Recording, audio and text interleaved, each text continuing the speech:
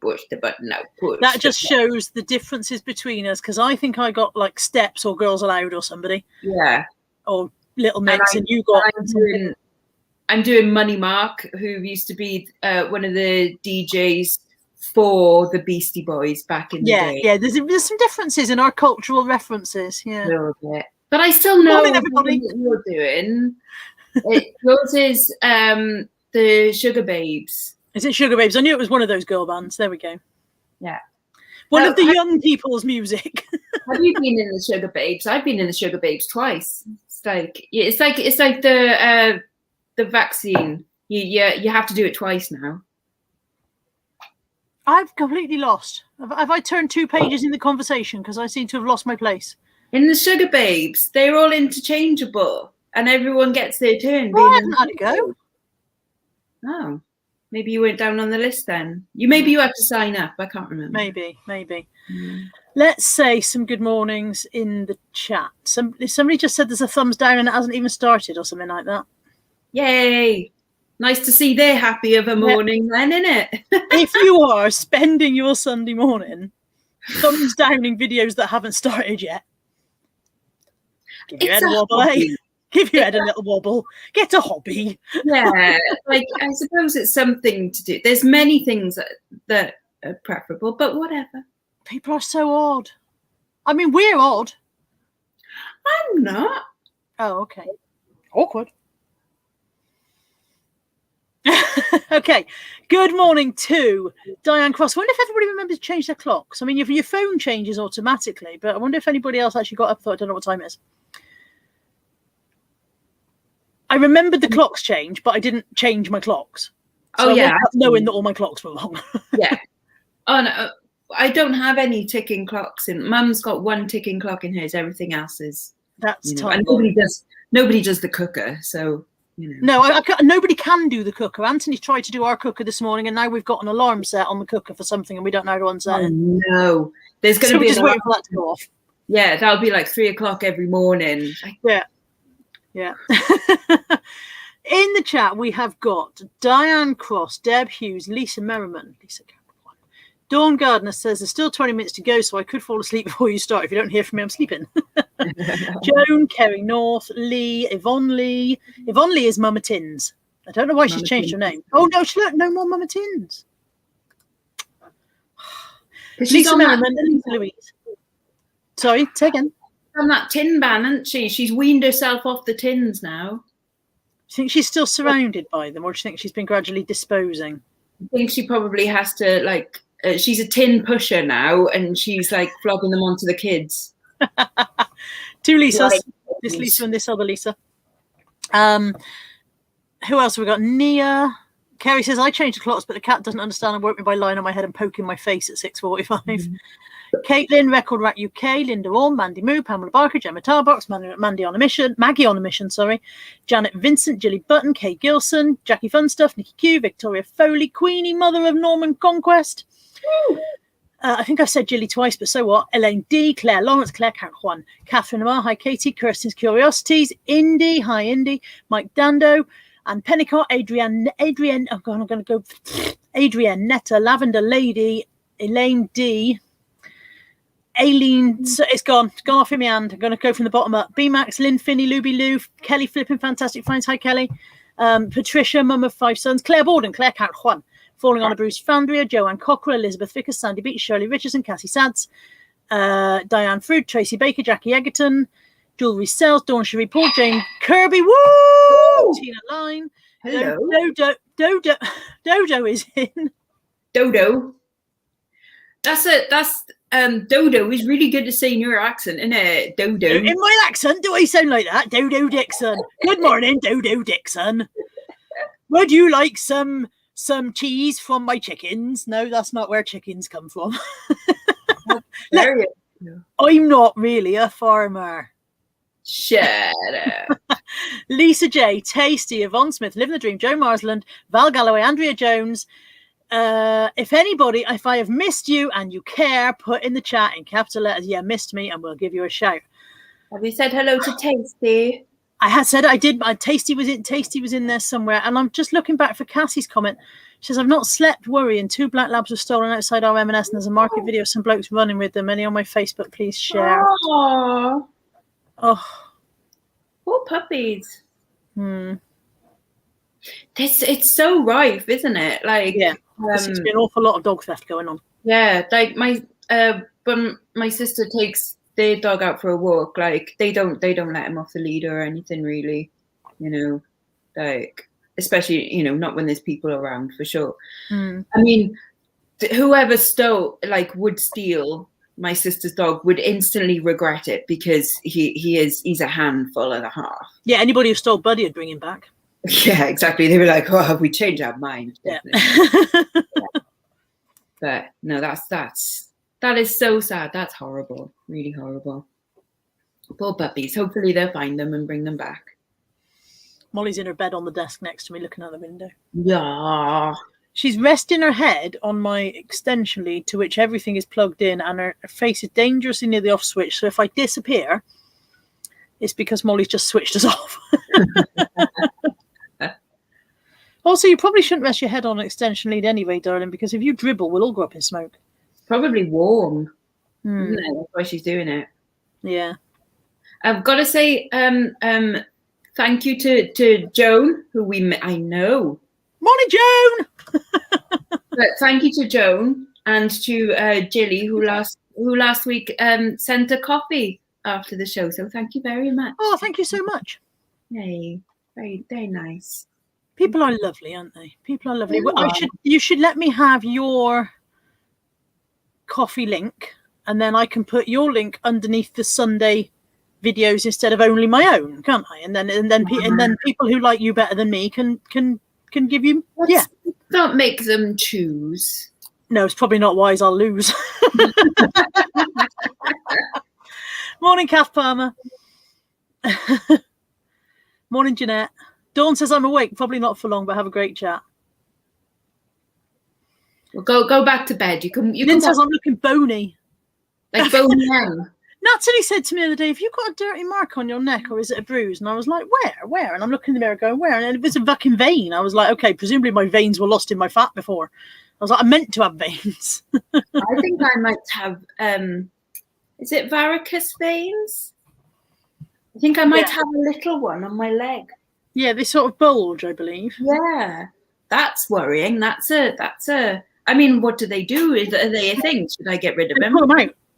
If they get really bad to the point where they're giving you trouble, you have your veins stripped, and basically they pull them out, and you don't have a vein there anymore. And I can't work out how they decide you don't need them. But you've just had major surgery. How can you be so freaked out by this? Because what got taken out were things that were that I didn't need. But surely I do need veins. Presumably, if you've got a defective vein, you don't need that. Nora, if you're in, thank you for the order. Ooh, I don't like and the idea of pulling them. Morning, Anya. Oh, that's morning, great. Kate Barnes. But it's not that bad. It's only like a little tiny patch like that. I think he'll be fine.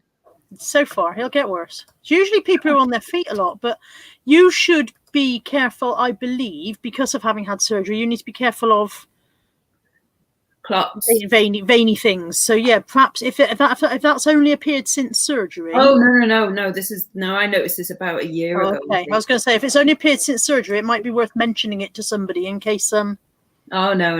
It's yeah, no, I noticed it. It's literally only like one vein about that much, and I noticed it. Yeah, about a year ago. Jackie's saying, "Does coffee do currency conversion?" I don't know. In all honesty, I do not know. No idea. It goes through PayPal, doesn't it? So I'm sure PayPal probably do the converting. If you see. Yeah, I guess so. Yeah. But Claire said you can have an injected. I can't speak. You can have them injected now to kind of shrink them back down. There was those sellers out and they came back worse. No. There was one thing I was going to do. Like, I've got lots of broken veins in my face. I've always had that. Always had them in my cheeks. But you can have them, like, zapped. So I was looking at doing that. Remember when Ninky Nonk and Andrea came down to Cowbridge, and obviously you and Josh as well, I was going to go that day, but then obviously Ninky Nonk and Andrea and I cancelled the appointment because obviously that was more important. And I just have never rebooked it, but I might still do it. No, maybe. Foundry says, my auntie in a hot bath banged her bad varicose vein and nearly bled out.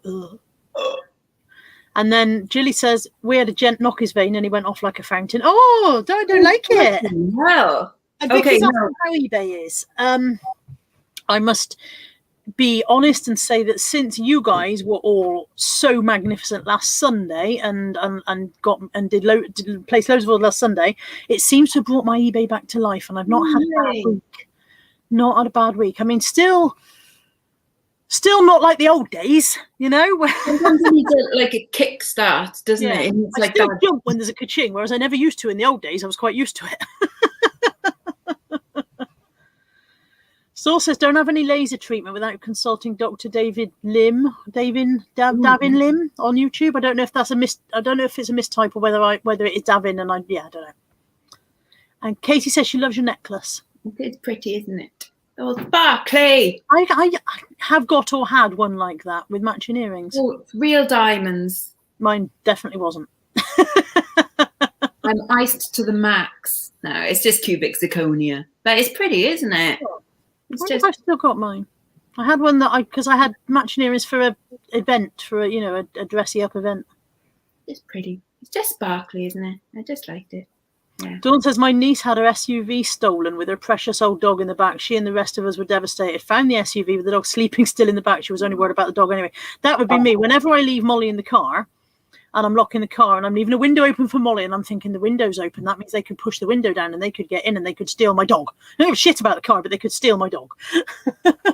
Yeah. So I'm always, if I ever leave Molly in the car anyway, if I'm in a shop, I'm always looking out the window and yeah. Mike says he's got new care agency this week and they let him out in the morning until late afternoon, better than 2 hours a day. That's really good. I like to let you out. Yeah.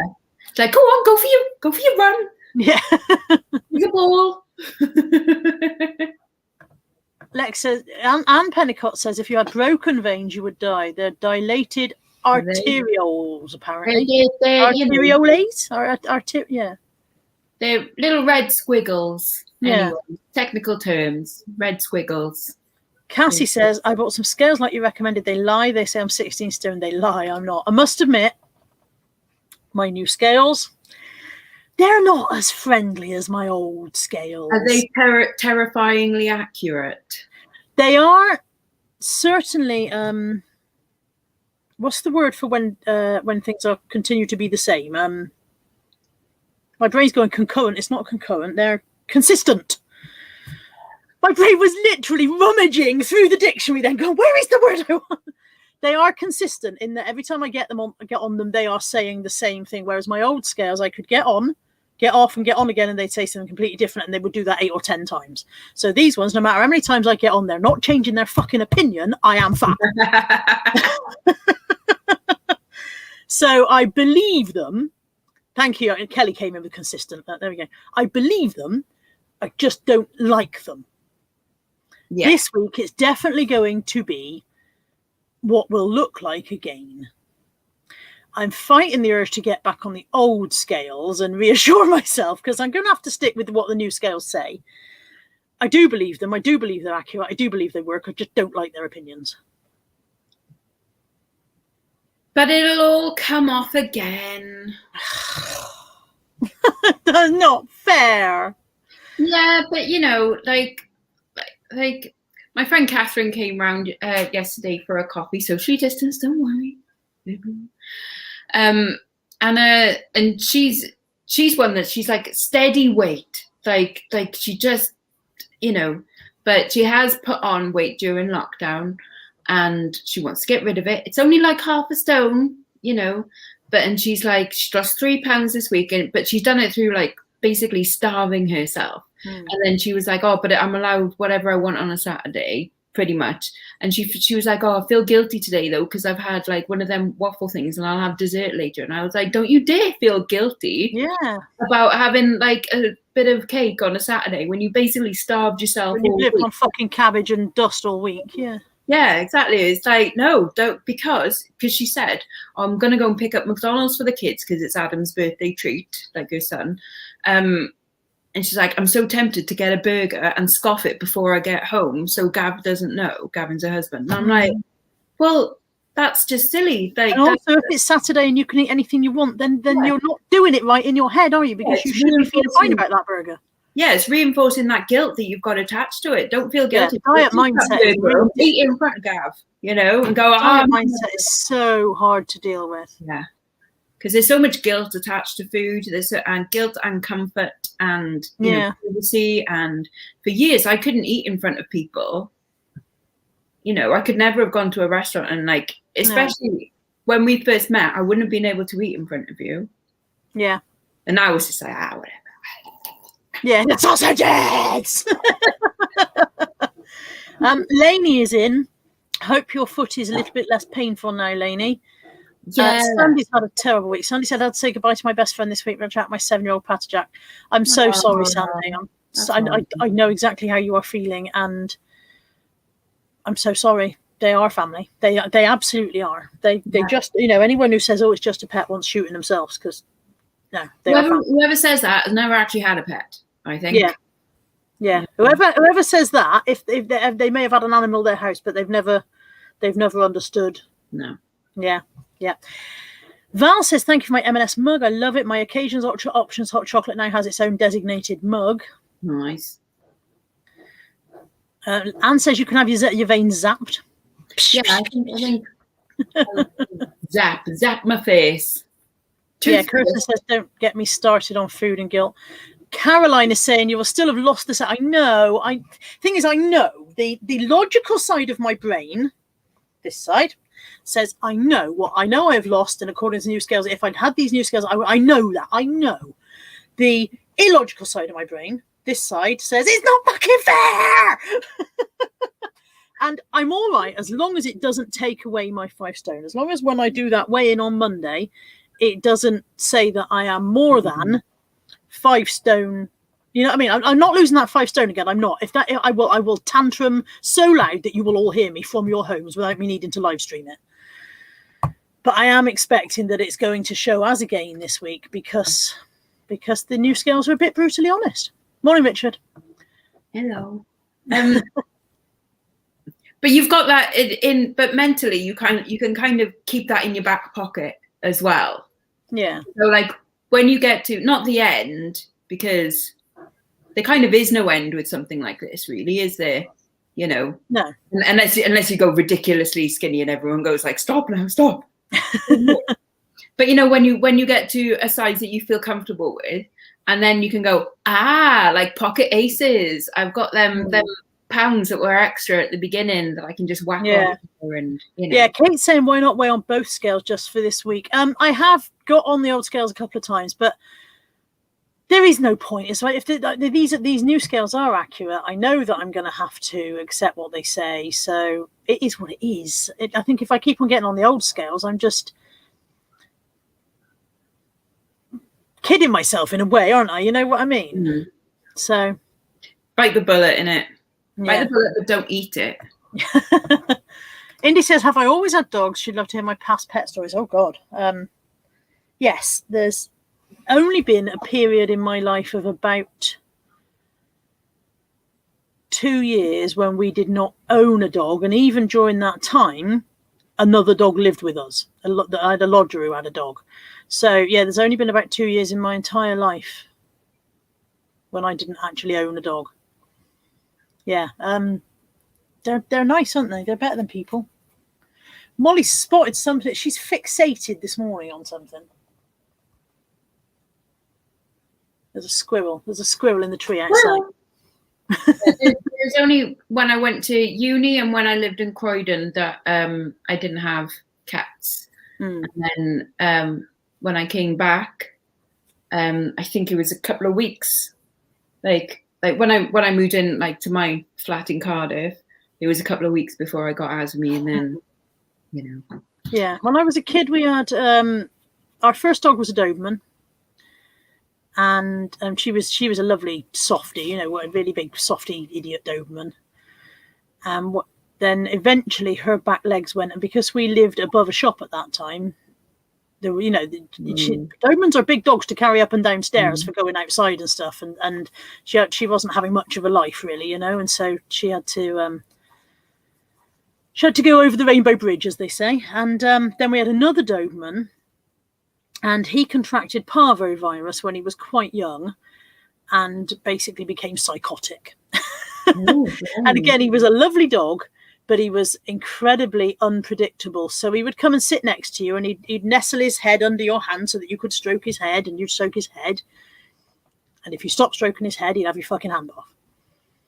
So you'd be sat there on an armchair stroking this dog's head, dying for a wee, hoping that something would distract him and he would walk away of his own accord, because if you tried to get up and stop stroking him, he was going to rip you to shreds. He bit, I want the love. bit all of the members of the family at different times, and we kept on making excuses, because when he was good, he was very, very good, and that he didn't meet, and he was always sorry afterwards, blah, blah, blah. And then one day my dad bent down to pick up a piece of paper on the other side of the room, and the dog flew across the room and ripped the muscle out of his arm. And that was when I said, Dad, the dog has to go. Yeah. And and furthermore, I'm not bringing this. I just had Anthony at the time. Anthony was about 3, and I said, I'm not bringing Anthony here anymore, because although the dog has never shown any aggression towards him, he's now so unpredictable that I'm not risking it. You know what I mean? You just don't know. Yeah. So he had to go, and that was heartbreaking for my dad, because of course he loved the dog to bits. And by then, obviously, like I said, I had moved out and I had my own dog. He was called Norton. We got him as a pup. Well, I was 6 months pregnant with Anthony when we got Norton, and we had him until Natalie was born. But by then I lived in a 3rd floor flat. It was more and more difficult to take him out. He had a skin condition, which meant he wasn't if I'm brutally honest, I was not caring for him well enough. At that point, I had so much going on. I was a single parent of Anthony. I was pregnant with Natalie, and Natalie's dad had already gone. So I was about to be a single parent of 2 kids in a 3rd floor flat with a large crossbreed dog and nothing but a balcony. And he wasn't having the life he should have had. So he went to a rescue centre, and my brain is blanked on the name of it. And they rehomed him. And again, that was really fucking hard, really hard.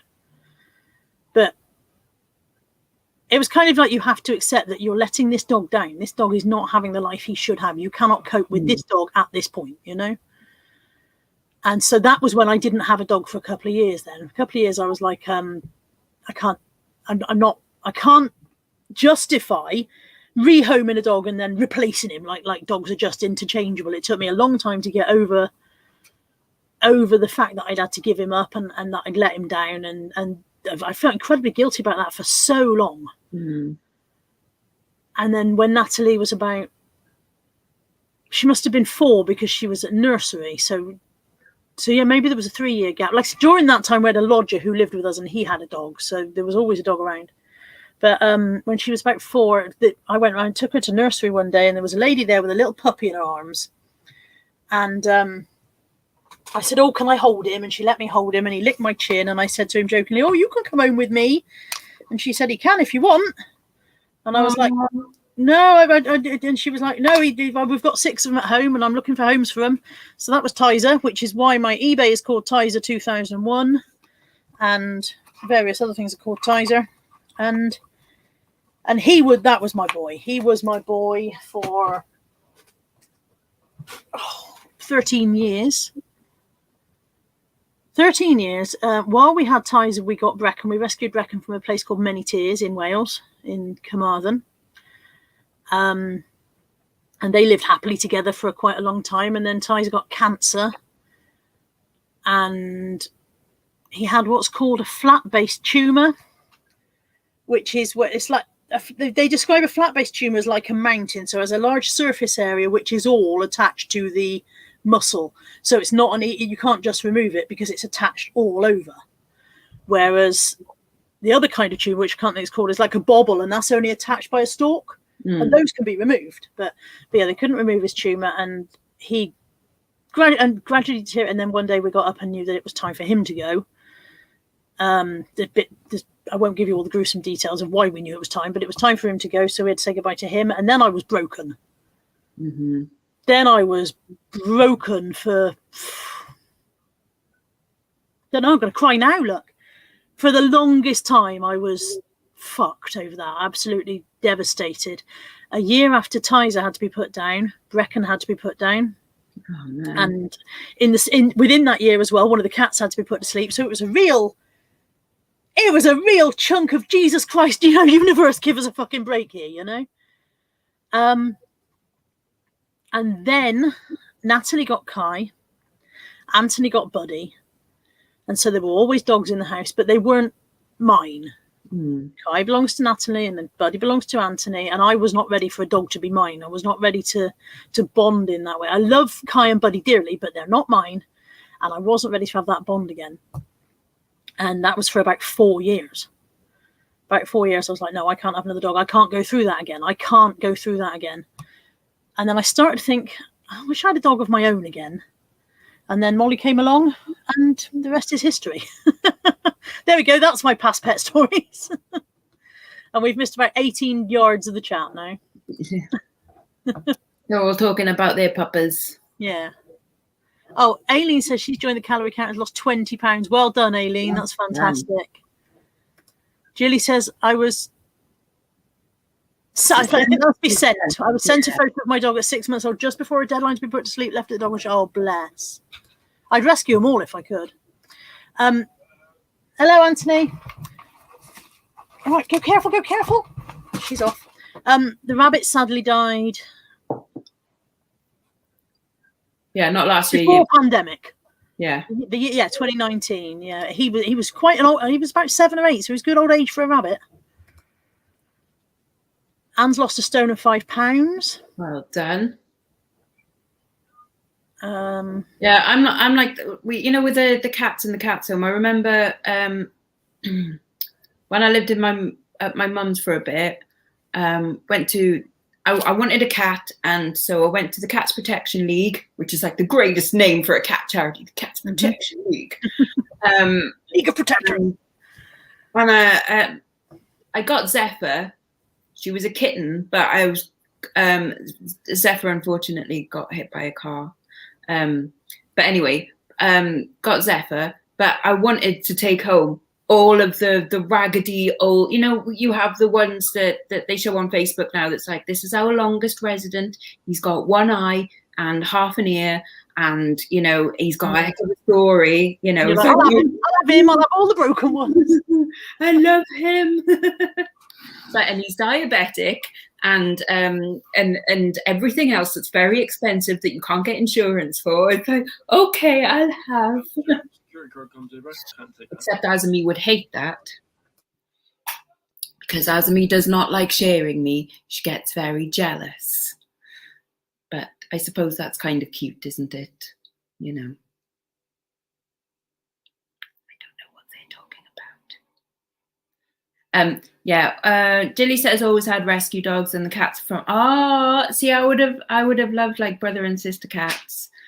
But my cats have always come at like different times and at different reasons. Like they've always been accidental cats, really, apart from Zephyr, that was purposely gone to the from the rehoming centre.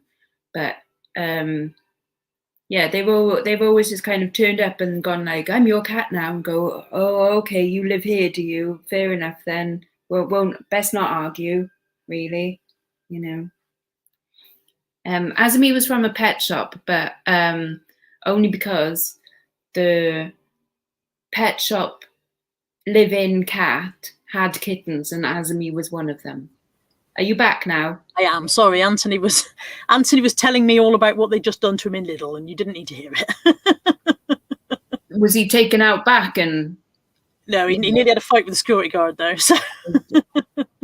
Oh dear. I missed all of your cat stories. Sorry. No, just talking about how, just how they've all been accidentally, acquired. A cat just turns up and goes, "I live here." All of our dogs have just come along. We've never gone out and chosen a dog apart from Brecken, who we adopted from the rescue place. Like I said, all of them have just come along because they needed to be somewhere. Sandy says, at this moment, I could never have another dog. I couldn't go through this again. I'm numb and broken. Sandy, like I said, I absolutely, like I said, Tizer broke me. Tizer going broke me. I had a terrible, terrible time. And it took years before I was even ready to consider the idea. So, well, like Nick and Andrea, I think they're only just now really, you know, I think when lockdown's over, I think they're probably gonna, you know, I mean, Andrea's there going like, dog mine. It's like, no, Andrea, put it back, not yours. Yeah, it takes a long time. And I suppose if there's two of you, you're not both going to be ready at the same time. So then you've got, Exactly. Lee says, the BBC are advertising a new programme called All That Glitters, something about jewellery making. Yes. It annoys me that they've called it All That Glitters, because it's not. It's All That Glisters. Yeah, but nobody knows that. But they should. Didn't they go to school? Weren't they in second class for or set B or whatever it was for English, like I was, and had to? No, they were in set A, and they did To Kill a Mockingbird. Oh dear. No. Set A did Hamlet, and actually they did do To Kill a Mockingbird. Pamela says, can cats, sorry, interrupted you. Can cats live without having access to the outside? I live in a large flat and I would so enjoy a cat's company. Many people have indoor house cats. Whether some people will feel that that's okay, some people will feel that it's not, but many indoor house cats seem to be fine with that life. So, as me for the first year of her life was an indoor cat. Partially because I lived in a flat, and then when I moved to a house, she wasn't all that bothered really about going outside. And it's only when she got a bit older and we had garden here and stuff that she was like, oh, actually, I quite like outside. And look, there's mice, you know. But no, certainly, like, it's fine. Jeanette says she said to kill it. She did To Kill a Mockingbird. She wasn't in set A. Yeah, lots of people are saying they've got house cats. Stoll did not know it was Glisters, and Val says, isn't that Glisters poem about a cat? I don't know. Is it in Shakespeare? Isn't it? No. Well, yeah. All the glisters is not gold. Is from The Merchant of Venice. Yeah. And yet, when you Google it, it comes up with All That Glitters is not gold on Wikipedia.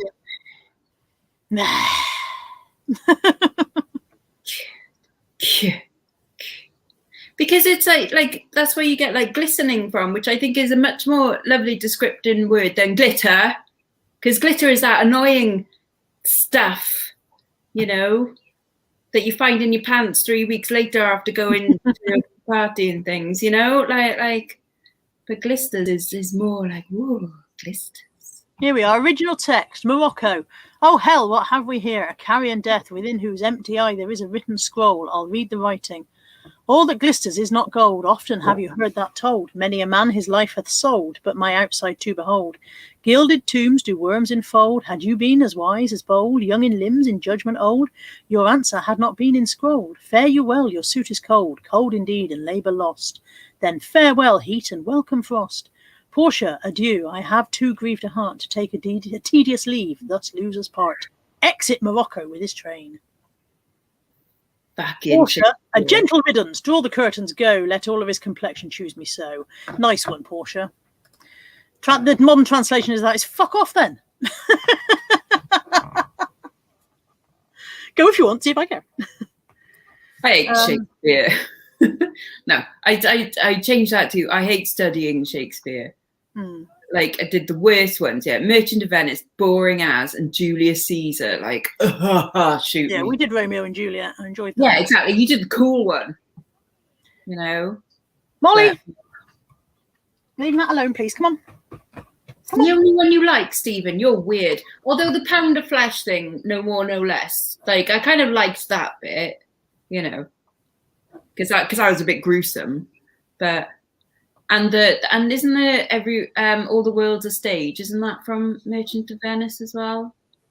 Something all like the world's a stage and all the people merely players. Players, yeah. I think that's from Merchant of Venice. I never know when. I always know if a quote is Shakespearean, but I never know. I can never remember which bits. As You Like It.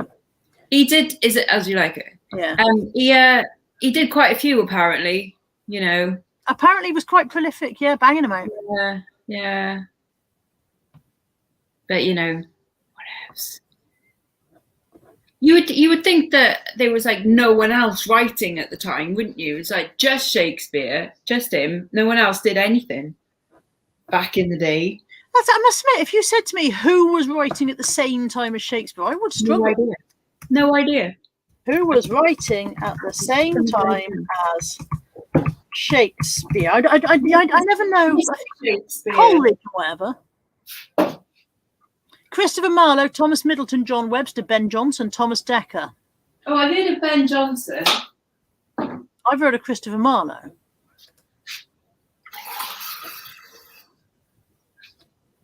Because they must have been a bit pissed off.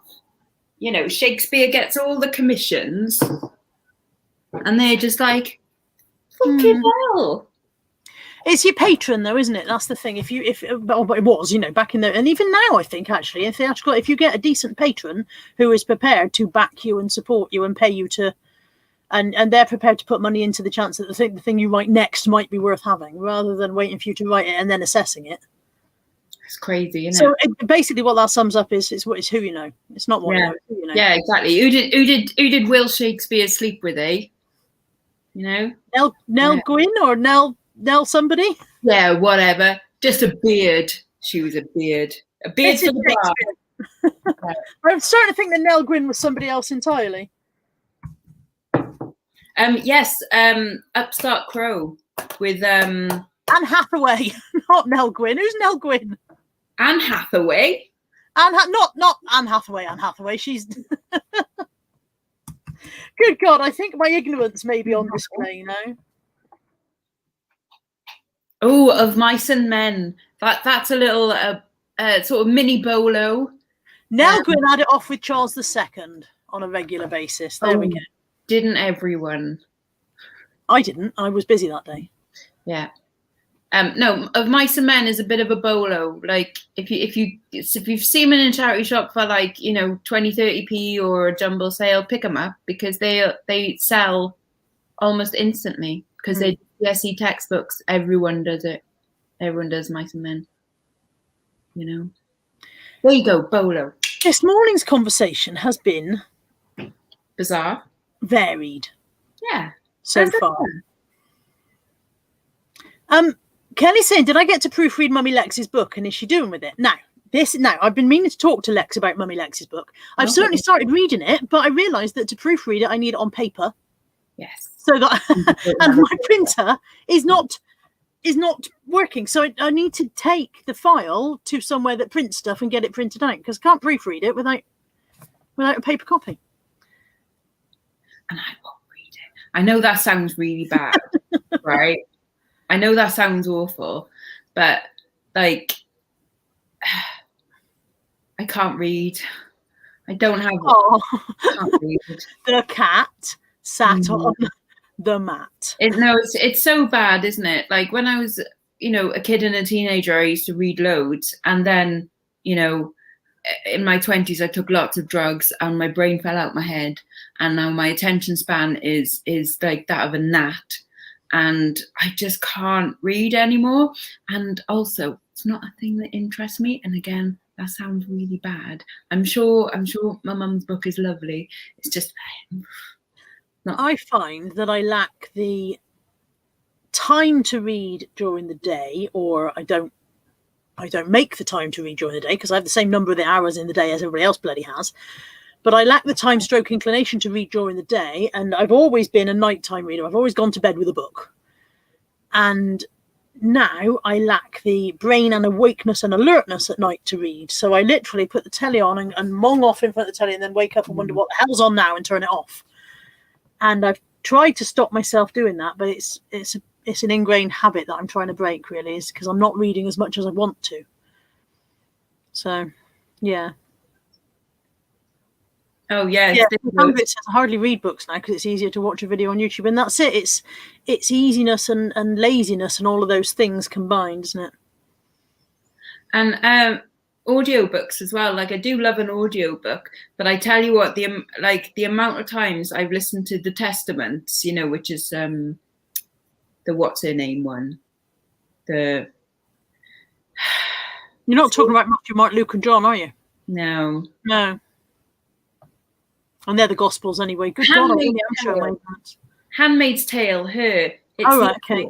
Right, her. It's the like sequel to that. So I've listened to that God knows how many times, but it patches a bit has sunk in. So even then, it's like I'm listening to it, but it doesn't go in the brains. So I can't remember what's going on. Yes, Margaret Atwood, that's the one.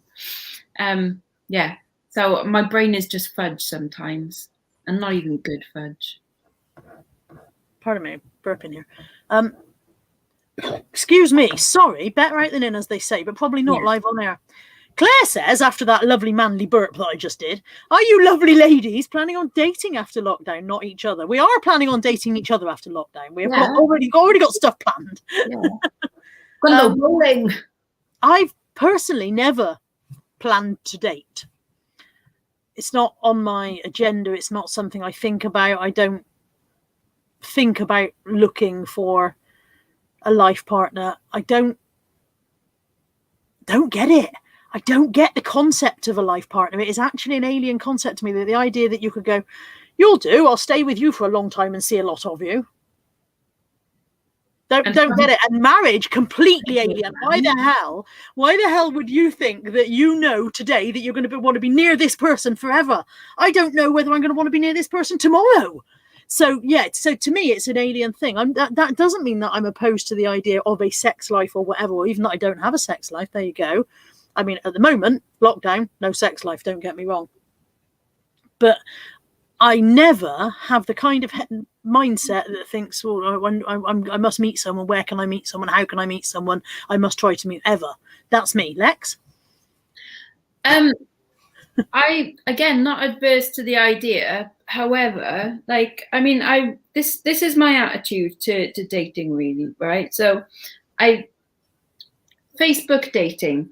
So there's like a bunch of people that click on liked you, and I go no. I didn't even know Facebook dating exists. Yeah, I've never heard of it.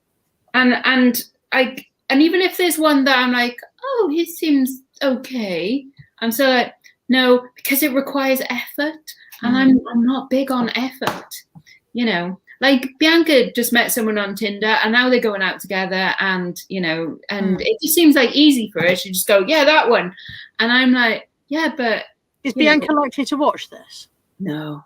Okay, in that case, what I would say at that point is that's because Bianca doesn't make good choices. That's why it's easy for Bianca, because she goes, you'll do, and then has a series of unfortunate events. No offense, Bianca, if you do watch this. I know that you're lovely. I know you are, but doesn't make good choices. And I'm extremely picky, and sometimes I go, but I can't afford to be. Maybe I should lower my standards. And I go, no, I don't want to lower my standards. Look at them. Like they're even the ones that are up to my standards, I'm still there going like, oh, I'm not sure about them. You know, if you could build your perfect man. And you've now got the option not just to build your physical perfect man in looks and stature and all the rest of it, but also in his personality and every other aspect of him. Go. See, my ideal man is Charlie Brooker. He unfortunately is married to Connie Huck, who I want to hate, but I can't because she's lovely. She's Connie Huck, yeah. You know, she's great. So it's like, okay, I want, and things that I admire most. Yeah, what I want to know is what about Charlie Brooker makes him perfect. So what are the aspects that you would be looking for? Here you are, you're Dr. Frankenstein, you've got the kit laid out, you've got all of the little parts boxes, and you can take that and that and that and put it all in. What are you putting into your perfect? Things that I value the most: creativity, intelligence, a little bit of a. Does the creativity have to fit something that you believe should be created, or can he be good with his hands in woodworking, or you know? Yeah, no, that's cool. Yeah, okay. Just creative in some way. So if they're, say, landscape gardener, for example, like that's cool. You know, that's like yay. But yeah, definitely you've got to be creative in some way and be really passionate for that. Okay. Creativity, creative, passionate.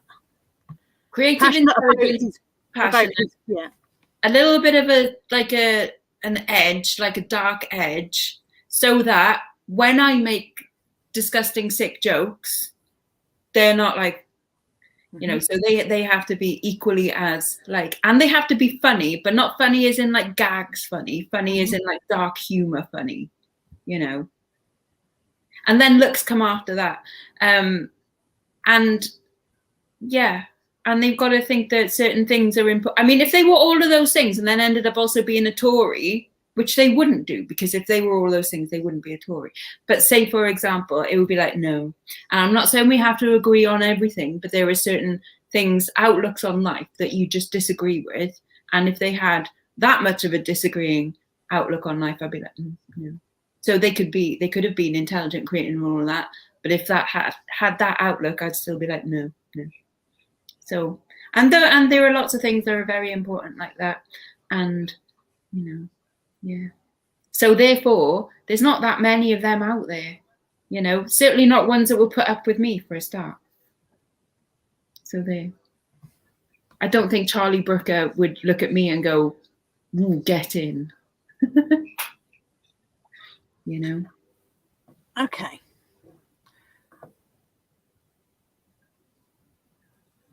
I've lost what I was going to say completely. Did you see my mind just dissolve into glue? Yes, totally different.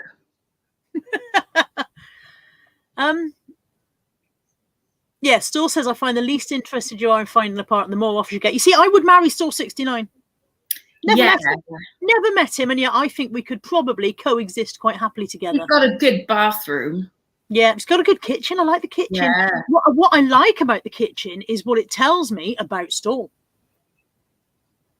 That kind of, I am not afraid to do what the fuck I think will look good, and the fact that he learned after a while that the copper was difficult to live with, blah blah blah, and then he wasn't afraid to change. I like that. I like that kind of, yeah.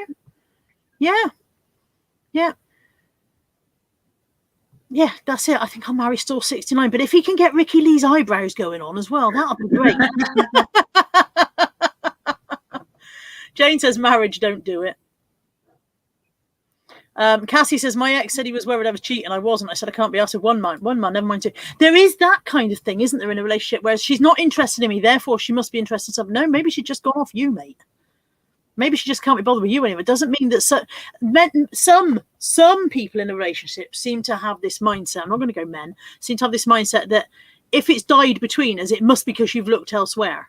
And I think that is transference of the blame for the death of a relationship. It can't be because of me. It must be because of you. Yeah. And also relationships take up so much head space, and like I don't have that much space in my head. Lisa says, I'm beginning to think like that. When you're single, you think you need someone. I've never thought I needed someone. That's another thing. People, my friend used to say, when I'm single, I feel like I'm half a person. I need someone to complete me. No, I am a whole person. In fact, I'm probably more than enough person as it is, without adding any extra into the mix. I can see why people live in separate houses. That's it. If I was to decide that I was ready to be in a relationship, we would either need a very large house where we would both have separate quarters and communal bits, or two houses. I don't really want to live with someone. I definitely do not want to sleep at night with someone. Again, not talking about the sex life, but the actual sleeping in a bed with someone. I have slept alone now for, since God was at school. I've slept alone so long now that I do not want another sweaty, fleshy piece of humanity in the bed, farting, burping, their hand on my pillow, rolling onto my hair in the night, rolling onto my boobs in the night, because my boobs flare as much as my hair used to, as much as my hair does. Love? Okay. So I don't want somebody else in my bed with me. And I should imagine I'm not particularly pleasant to sleep in a bed with either, because I'm sure that I sweat and burp and fart and thrash about and whatever. So that, sleeping in a bed with someone is not like it's shown on the movies, is it? When you spoon gently, and for starters, if you're spooning, one of you's got a dead arm. That's how that works.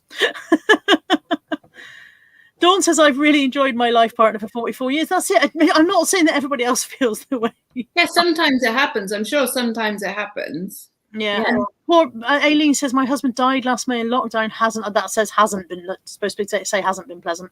Miss him a lot. We were such good friends. And I'm sure that's going to be a massive thing, isn't it? Meet someone that you are friends with. I often think that the most successful relationships must be the ones that grew out of a friendship. We were friends for years, and then I've thought of that before and go, which one of my friends could I end up with? It's like, well, it's not going to be Scott because he's definitely gay. But who knows? Yeah. Catherine said, I'm so lucky, had a wonderful husband, but he died on our 45th wedding anniversary, and I miss him so much. I'm so sorry to anyone who found what they needed and then lost it. I think that's partially it as well. It's maybe slightly the fear of, but what if I do really, like them and something bad happens? Like that's partially my fear as well. If you never put yourself out there, then you never get hurt. So that's me being a bit like thing about me. That's partially the reason. Yeah. Because if you don't say, do you want me? And people, then you don't have the rejection as well. That says some people aren't designed to live alone or do anything alone. And that's it. I'm not saying that I have it right and those people have it wrong. I'm just saying that it's an alien concept to me. It's a bit like, yeah, I don't get it. I don't know. If you're an animal hater, an animal lover will never be able to understand how you can feel that way. And that's I'm single. To me. I'm single. My mum's single. My brother's not newly single, but he basically is. He's still married, but they haven't been together for a while. Okay, Mark's mental and going through a midlife crisis, and his wife was a bit like as well. He's always been single. Mark has been mentally single, all his life. Yeah, so I think Kate is the only one that's managed to sustain any kind of relationship because they haven't got any other choice. Because they haven't got the choice, because they just do what Kate says. Again, I think that works for some people. It wouldn't work for me, because whilst I am going to be the bold, opinionated leader in the relationship, I also don't want the other person not to be. I don't want someone. I don't want a yes man. I had a yes man. Anthony's dad was a yes man. Didn't work. It was never going to work, and it was obvious that I was going to make him very unhappy. Yeah, and I was going to be so frustrated with him being a yes man. It's that difficult thing. I would need someone who's going to stand up to me, but also agree with me. Which means you need someone who's completely in tune with the way you're thinking, not just giving in to what you're thinking, but agreeing with it. Yeah. Very difficult. Well, yeah. I hate it when people say like, "Oh, relationships are all about compromise." It's like, no, that's bullshit. Because compromise means means one person's not happy. No, it means that probably both of you are unhappy because neither of you are actually getting what you want. And so it's like, well, that just sounds like everybody's fucking miserable all the time. Sod compromising, damn it. I just want to win. I'd be very hard work. When they say that people are high maintenance, that's me. I'm high maintenance. So Kelly wants to know if either of us have ever been madly in love. It's that, well, you think you are, but actually, when you look back at it and go, oh no, definitely not. It was just, obsession or that, fuzzy bit. No, I don't think so. Yeah, I've had 3 attempts at what would be a relationship, and all 3 of those have failed for different reasons. And then I had one that was never really an attempt at a relationship, and I was the closest to in love with him that I've ever been with anyone. Even now, I probably wouldn't say I was madly in love, but I was the closest to in love with him that I've ever been with anyone. But we definitely knew from the start that what we wanted was not the same. So I already had 2 children at that point, and he didn't particularly want to be involved with anybody else's children. And I get that, because I don't want to be involved with anybody else's children. So I get you barely want to be involved with your own. So. Indeed. He didn't want to step into my life and be a daddy to my kids, and I didn't particularly want him to, but he also did want kids of his own one day, and I didn't want any more kids. So we were plainly not compatible in what we wanted from life, but we were extremely compatible in other ways. And I was closest to being in love I've ever been, but still not what people would call madly in love. I don't know. I don't even know if I believe in madly in love.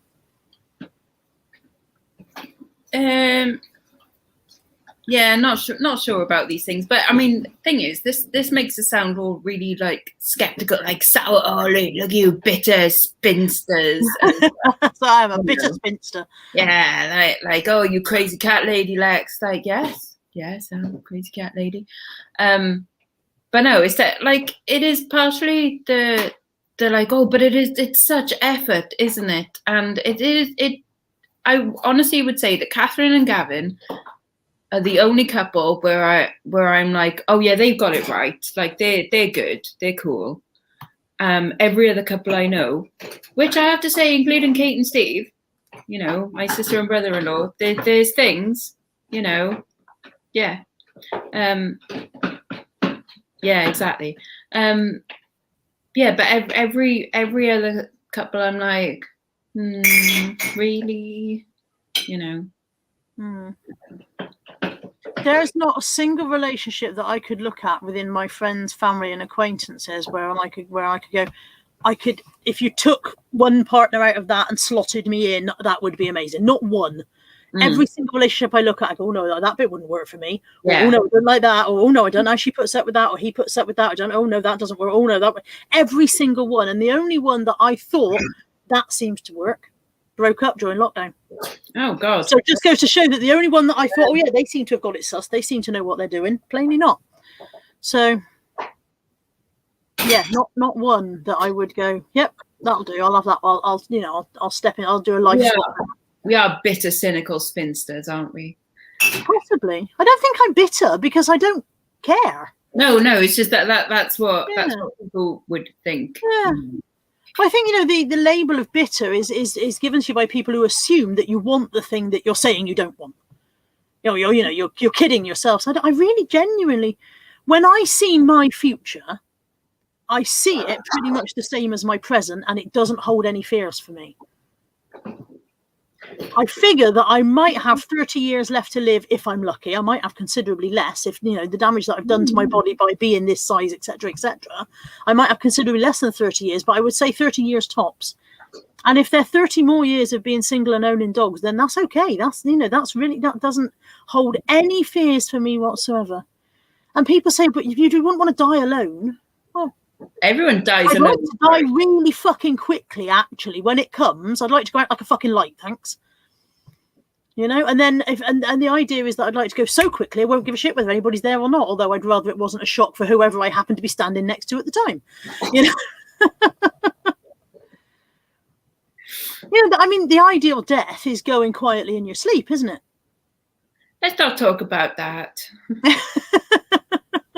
And then we go into really maudlin stuff. I like what Leanne says. Being madly in love is a load of codswallop. Can I try and do it in being madly in love? It's a load of codswallop. Relationships are hard work. Some days they're amazing. Other days you want to swing a feckin' shovel. She didn't say feckin'. And everyone else heard feckin'. Frankie's Fine says, I've lived alone now for 5 years and I do miss not having someone to talk things over with and to go places with and being held. Again, not to diminish what you miss and how you feel, but none of those things are how I feel.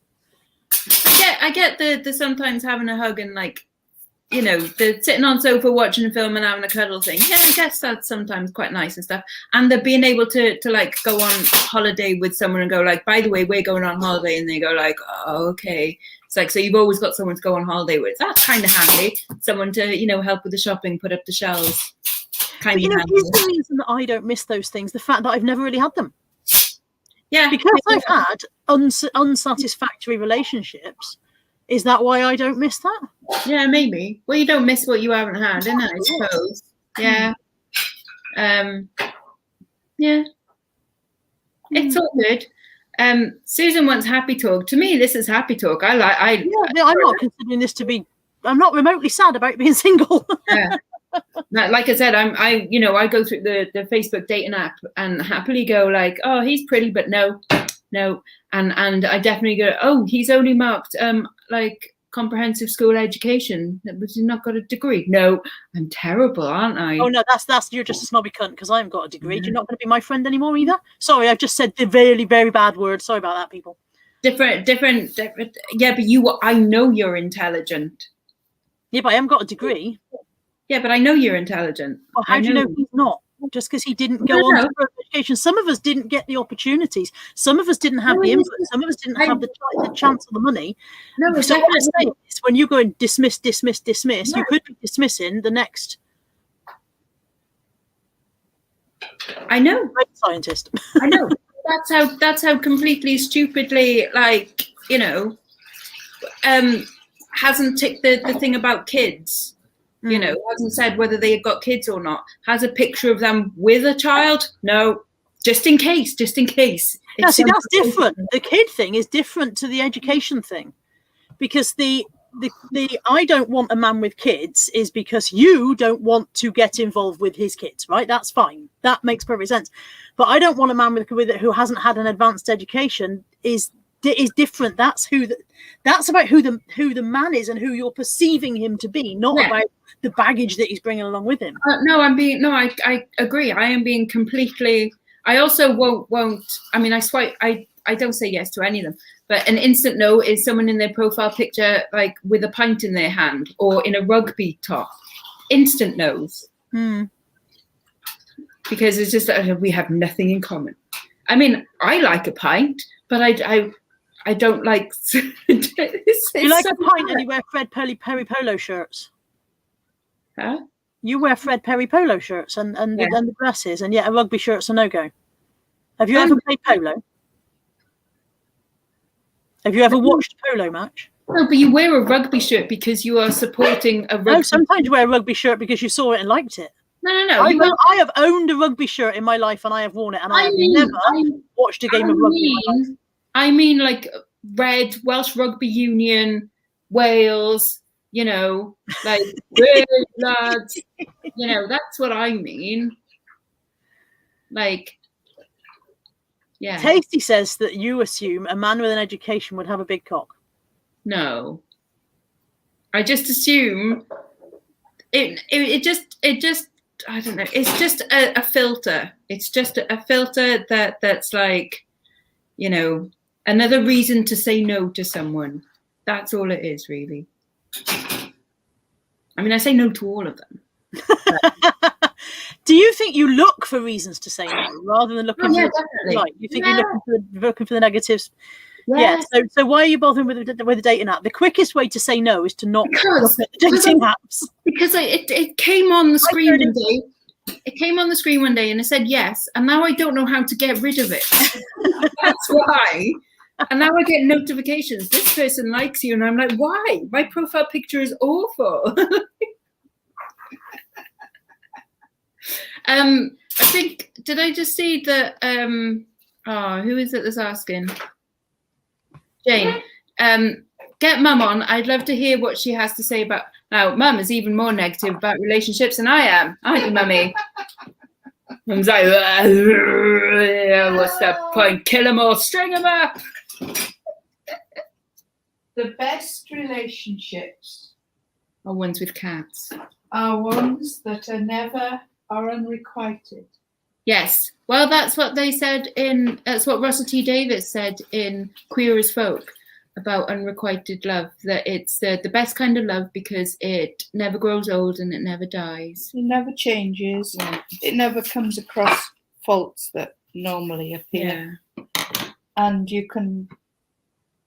Yeah. So basically we should always just love someone from afar and then that's it. And the best relationships are based on friendship that can never develop into anything else. Yes. Physical stuff gets in the way, doesn't it? That's part of the issue. But for example, you think Charlie Brooker is your ideal man. Yeah. But maybe if you'd ever met him or spent any time with him or whatever, maybe he wouldn't be at all. Maybe he'd have maybe he wears a fucking rugby shirt every weekend and goes to matches. You know.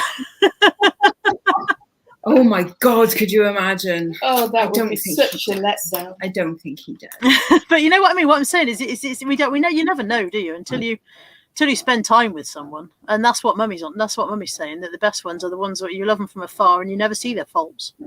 Yes, exactly. Keep that perfect image of them, and One that's of the it. saddest things is finding out that one of your boyfriends has died. You know, when you come to my age. Yeah. 2 years ago, I googled an old boyfriend, and I found that he'd just died. Oh, I felt so sad. I mean, it's just None of my boyfriends. And I thought, oh, you know, what if I'd been with him? Charlie Brooker is the writer of Black Mirror, and he used to do Screen Wipe and News Wipe, and wrote in The Guardian, lots of books and things. He's not particularly attractive or anything, like looks wise, but I like his brains, you know. Looks wise, for me, it's Sam Rockwell. Oh, beautiful. Sam Rockwell in a suit with a cat draped round his shoulders. Google that picture. Oh, gorgeous. See, for me, it's what's his name? Ellis. Tom yeah, Ellis. Tom Ellis. Oh, You and Auntie Sue were fighting over him the other week, weren't you? I love Auntie Sue. I love Auntie Sue. Like you know, like if I could have Auntie Sue in my family, I'd live with Auntie Sue quite happily. But I will murder her in cold blood for a date with Tom Ellis. Yeah. Who am I looking up? Sam Rockwell. Sam Rockwell, yeah, in a suit holding a cat. Look, that's a long thin face. He's delightful. And but in none of them does he have a cat. He is catless in all of them. Just Google Sam Rockwell cat. Maybe I'll find it. But he's I like that he also like the roles that he does in films, you know. Oh no, go away. You do when eBay people ask silly questions. Yeah. Oh, gosh. That looks cross. Well, it's been draped around a neck, but you know, like that cat is clearly going, will you put me the fuck down, please, Sam Rockwell? Yeah. Thank you so much. Cheers.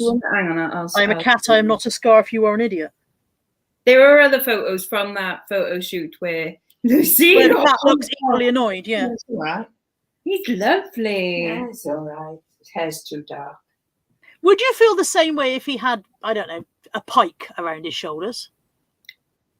It would be a bit weird. So the attraction for you is the cat. It's not the man holding the cat. Oh, yeah, maybe a little bit the cat. And the suit as well. Like I like in a suit with a pike. I like a dapper, you know, like. I mean, that would be a bit weird if he was there like all handsome in suit and then just holding a fish like that. But I think I would still go like, okay, weird, but he still looks hot, but weird. But the fact that there's a gorgeous cat there as well is like, oh, added bonus. Like, does he come with the cat, please? You know, I'll have him with the suit and the cat. It is Tom Ellis for Miranda, but as Kay says, as Lucifer. Yeah. For some reason, it's the badness, and it's that he's bad. He's good, but he's bad. Karen's in. Morning, Karen. She says, sorry, I hope I was well. Sorry, meant to be here from the start. David Gandy is my crush. I don't know who David Gandy is either. Don't know who that is. And Frankie's Fine says, what if he was holding the cat but he had a rugby shirt on? No, lost it completely then. Yeah, completely gone. Him in a rugby shirt, in like a, you know, England rugby shirt. What if the cat had a rugby shirt on? That would be slightly cute, though. Oh, I see. So again, it's not the rugby shirts that you have a problem with. No, this is David Gandy, apparently. Seems okay. It's a bit oily. Yeah. Maybe he's not oily all the time. I like my guys a bit pale. Yes, fake tan, apparently. I don't like a man in budgie smugglers. No. Oh no, I don't. Teeny tiny trunks don't do that for me. No. Fandria, you are not allowed, okay, and you know it. We don't have that conversation on my channel. You and I, we don't have that conversation. Exactly. It ends there. But you're going to have Tom Ellis anyway, so she can have the mention, innit? She can have him. You're having Tom Ellis. No? Is that not fair? Okay. Right, we've dealt with Lex.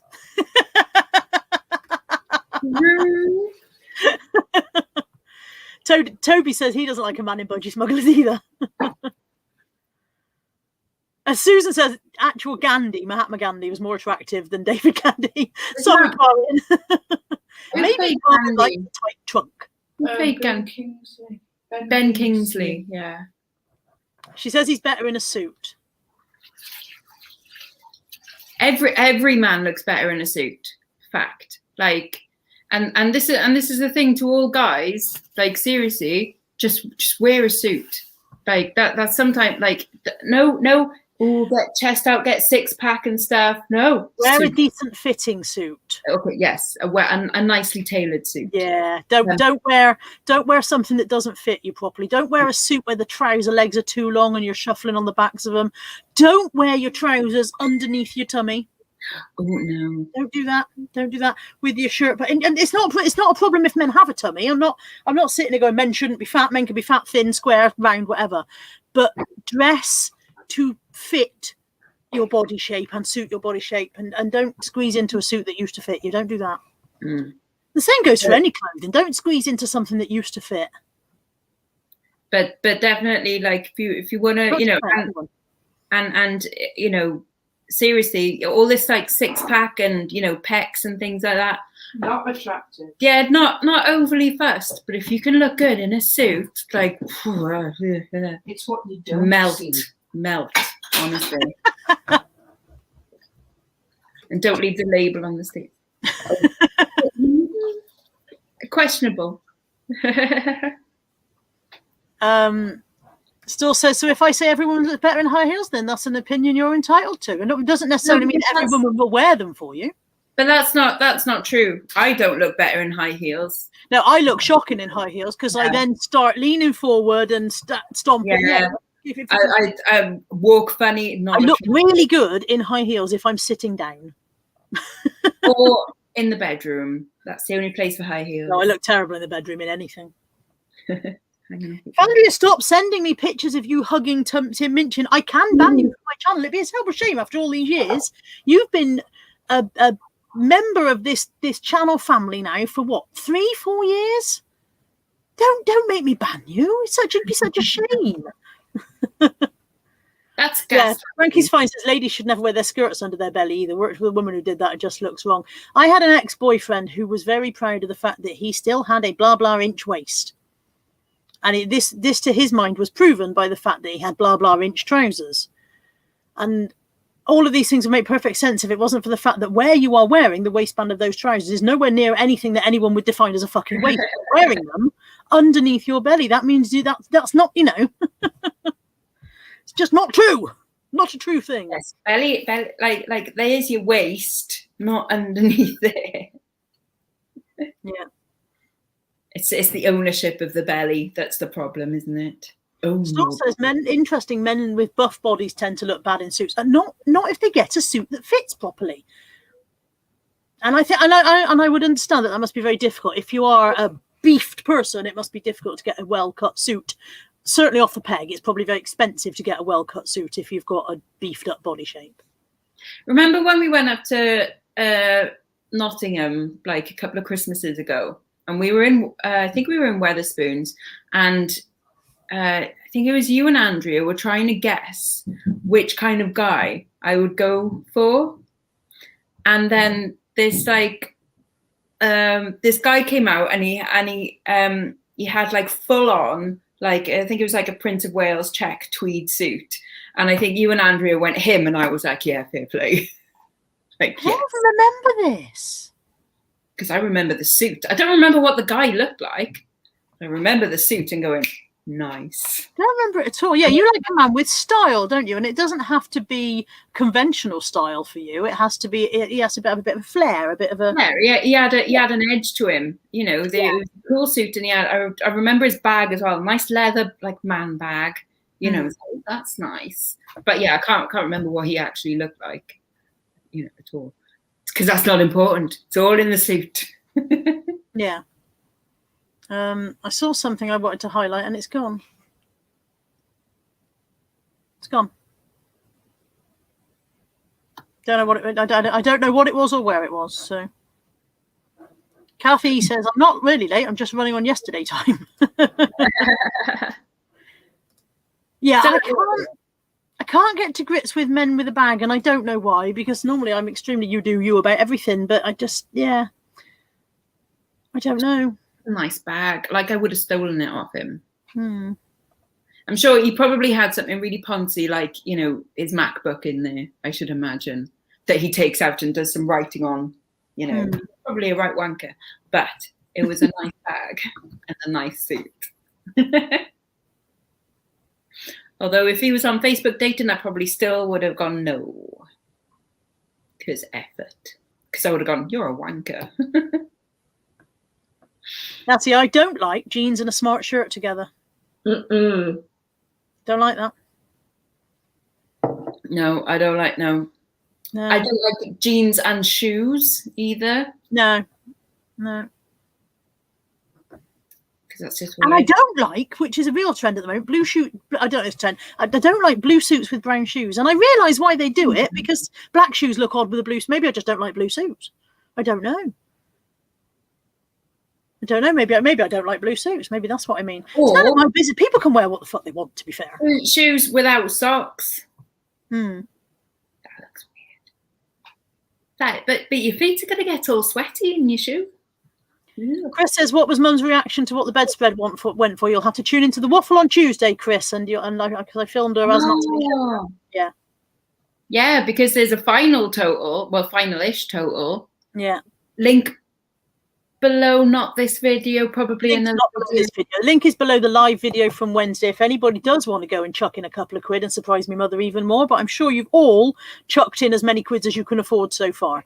But we did go to over £1,000, so she was extraordinarily surprised. That was including the gift aid. It was over £1,000. Brilliant. Yeah. Ashley says, all this time I thought Lex was looking for a girlfriend. It seems I'm not leaving my hubby for Lex after all, unless I get a suit and some appendages. We still could. I mean, I'm still open to that idea, to be honest, Ashley. You know, I'm easy. No, except I'm not though. Yeah, me as well. I don't know why again, because that's such an inbuilt thing, isn't it? That only women can have long fingernails. But then I don't like women with certain types of long fingernails either. I think if you're going to have long fingernails, you should probably look after them. And again, I don't know why I feel this. It's nothing to do with me. Everybody can do what the hell they want. So why I sit there judging people, I do not know. But yeah, just creeps me out a bit. Yeah, don't know why. Yeah, sandals with socks. I do like men with painted nails, though. I think that's kind of cool. I like men in eyeliner. Always like men in eyeliner. Anyone with long toenails is gross. Well, toenails should be kept short. But then feet are pretty grim, aren't they? Oh, people who have this is turning into Lainey's Banish bin now, isn't it? People who have manicures, like nail extensions on their toenails. Why would you do that? I know. Like that. That's actually wrong. Like, no. Yeah. Why? Ugh. Susan says your feet are the grimmest. She loves it. She pays me a £5 a go for a picture, you know. You should put the price up. She's got loads of money. She's actually minted. True. I've no idea if she's got any money or not. Literally no idea. I'm just sitting there talking shit. We were talking about Susan's OnlyFans last night as well on her account. It's just her covered in peas. Covered in pea? Peas. Oh, peas. Any particular reason why it's peas? She loves them. She loves being in a bath of peas. Okay, I've heard of Bath of Beans. It's Peas. It's all about the peas with her. peace to all men. I have to go for a wee. Can you hold the fort? I don't know. I mean, if not, we can just pause. But if I don't go for a wee, I'm going to be sitting in a puddle because I've drunk all of that and most of that. Okay, you go. I'll be back. Ow, ow, ow, ow, ow, ow, ow, ow, ow, ow. Only if it's back. Oh, Brian Molko. I've met Brian Molko. He's very shorter than I expected him to be. And I gave him a lipstick. This is back in the 90s when Heather Shimmer was a thing. You know, Heather Shimmer from Boots. And I gave him a Heather Shimmer lipstick.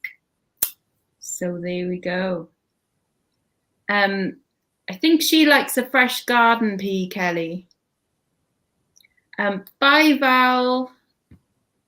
I love the way nail extensions look, but they're pretty rank, impossible to keep clean and end up. Yeah, they're. I had them for a little while, but they were bugger to like get off as well, and they do kind of ruin your nails after a bit.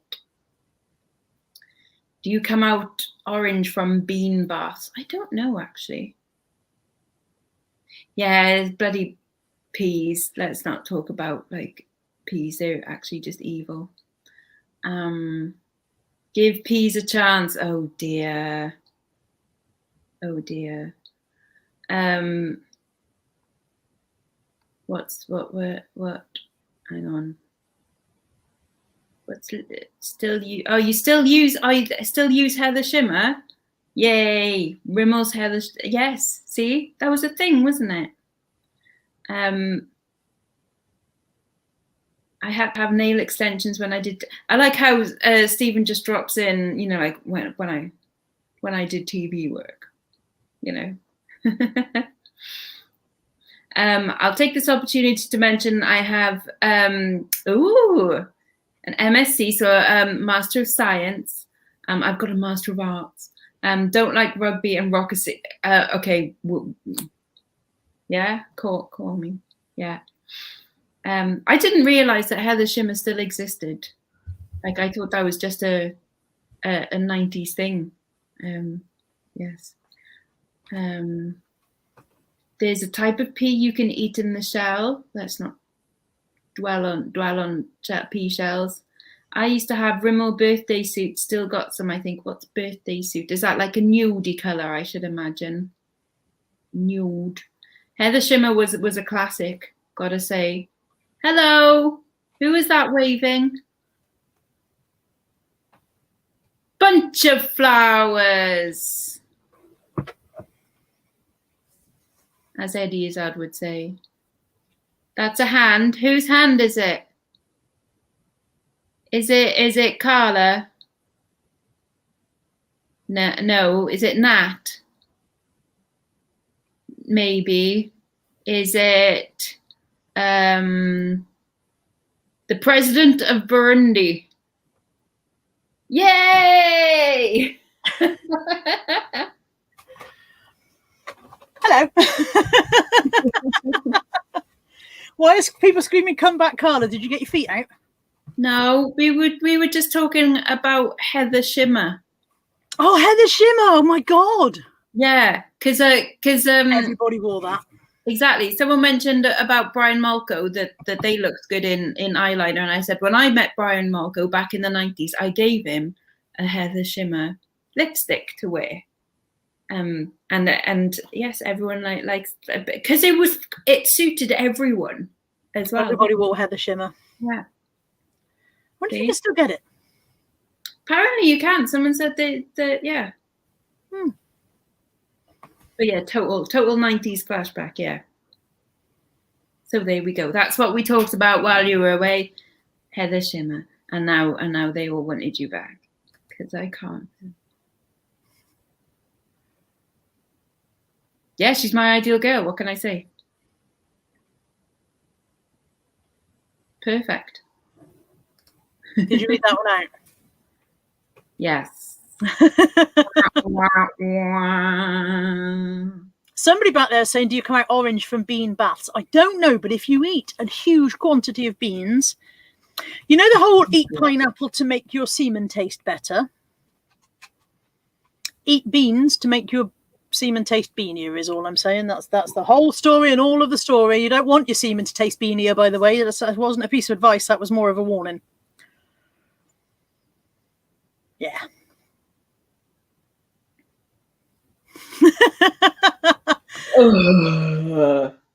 Grim.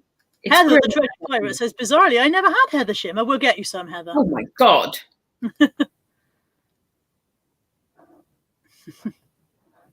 Carrots do turn you orange. There's pectin. Is that what's in it? Yes. Yeah. And beetroot, if you eat a lot of beetroot, the toilet is terrifying afterwards. Oh, what? And if you have too much vitamin B, if you have too much vitamin B, that makes your pee go like nuclear green, so bright green. I do remember that one. I do remember that one. Ice champagne. Yeah.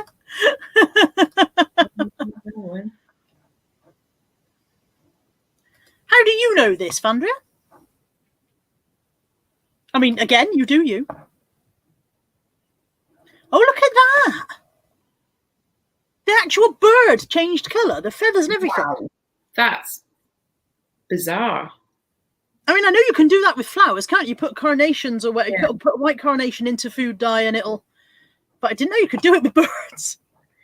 I normally just dip them in some like Dylon dye with my birds, you know. Yeah, see, Luby Lou says, my friend ate loads of red velvet cake and thought she was dying. A friend made me a cake to say thank you for something, and it was black and pink tiger. Like the whole cake was black and pink tiger inside the cake as well as the icing, which meant that she used an awful lot of black food colouring. What we learned after that was that if you eat a lot of black food colouring, when you go to the toilet, your bowel motions come out a deep, rich, grassy green. So I went to the toilet the next day, as normal in the morning, and went, what the fuck? What the fuck is going on? What the fuck? What the fuck? What the fuck? And then our toilet is just off the back of our kitchen. So I was in the kitchen washing up sometime later, and Anthony's girlfriend at the time came down and she went to the toilet, and I heard her go, what the fuck? Wonder if she, what? So I said, so when she came out, I was like, okay, I'm going to ask you an awkward question. When you wiped, was it weird? And she was like, it was dark green. I was like, okay. It took us a while to find out what it was, but yeah. Like a strong, vibrant, grassy green. A little bit too much information on here this morning. I'm not trying to dye in Molly red, Cassie, thank you. You might be pleased to know, because I said that I would give you like bowel movement updates. Oh yes. It is no longer painful to go to the bathroom. It's more just it's moved down to just uncomfortable. So we're just on yellow alert now rather than red alert. Yeah. So it's getting there, you know. Yeah. That's good. Yeah. And all of my stitches have come out now. Like, did they come out on their own? Were they drop outable or dissolvable or whatever they call them? Apparently dissolvable. The ones underneath went first. Actually, no, the one in the belly button went first, and then the ones underneath, you know, like the long thing went. And then the one either side, there was only like 1 or 2 stitches. Like, but this side was starting to get like a little bit. I don't know whether I kept itching it, and which made it more irritating. That's probably it. So I went and I had a bath and I soaked them for ages and ages and ages.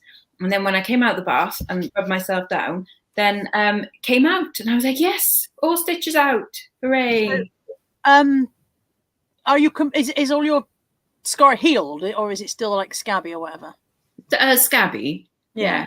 Well, the long one, I would say is healed, but like risen, you know what I mean? And like pink, you know, it's like, but that's healthy. That's like normal scar tissue, isn't it? Whereas like the 2 left, they're still like scabbed over, but nothing, you know. So nearly there, you know. Yes, I do watch Mr. Carrington, and I do enjoy his channel. And yes, he is going to be on a new BBC One show, and I'm looking forward to that too. I love Stacey Solomon as well. She gets slated by Tattle and places like that. But I really like Stacey Solomon, and there's no way on this earth that Stacey Solomon is watching my channel. But if you are, Stacey, your new house is lovely, and I'm so excited for you because of how excited you are for your new house. And it's like watching a friend whose dreams have come true. When you watch Stacey on Instagram, she's just bought this new house, and it's everything she's ever dreamed of owning for her and her kids, and she's so excited, and it is genuinely like watching a mate.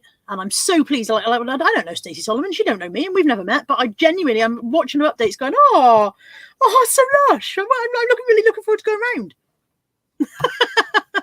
So yeah, she's just I don't watch her or follow her or anything, but I've seen her a couple of times on daytime telly, and I don't find her entirely offensive, which from me, that's a compliment. So there you go.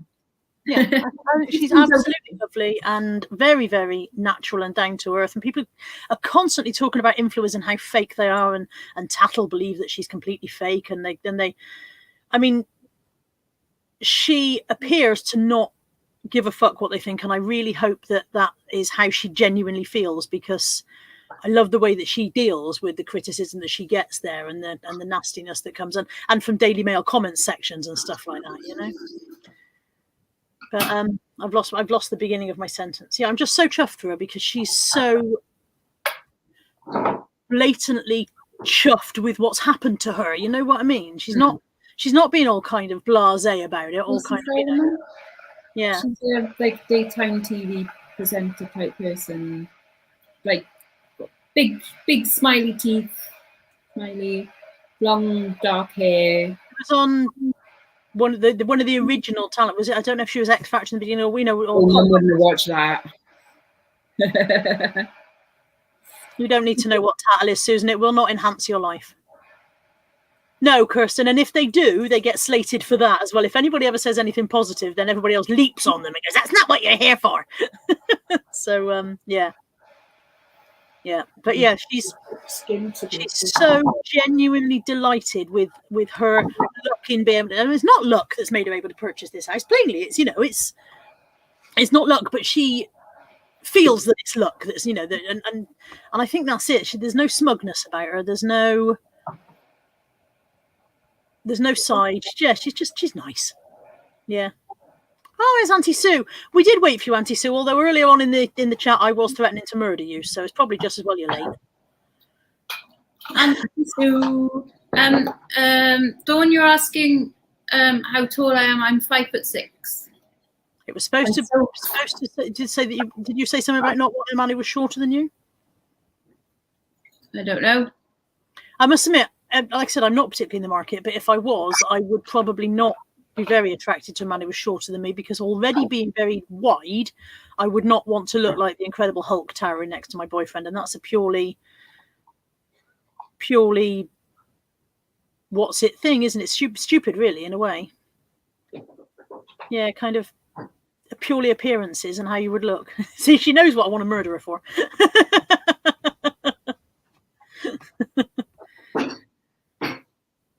Be interesting, because if it was a race to who to get to him first, I don't know what we do, because Auntie Sue can't run because of her breathing, and I can't run because of my legs. So I'll get there first just to annoy both of you and go, ha ha. You really wouldn't do anything with him when you got there unless he was in a suit. True, I'll probably just have a nice cup of tea with him. You know, what a waste. Shall I accept this off? I'll accept that off. I am 5'6" and a tiddly bit, Linda. I used to be 5'7", I'm sure I did, but I'm definitely not 5'7" anymore. A little bit above 5'6". Let's say we're about the same height, aren't we? Yeah.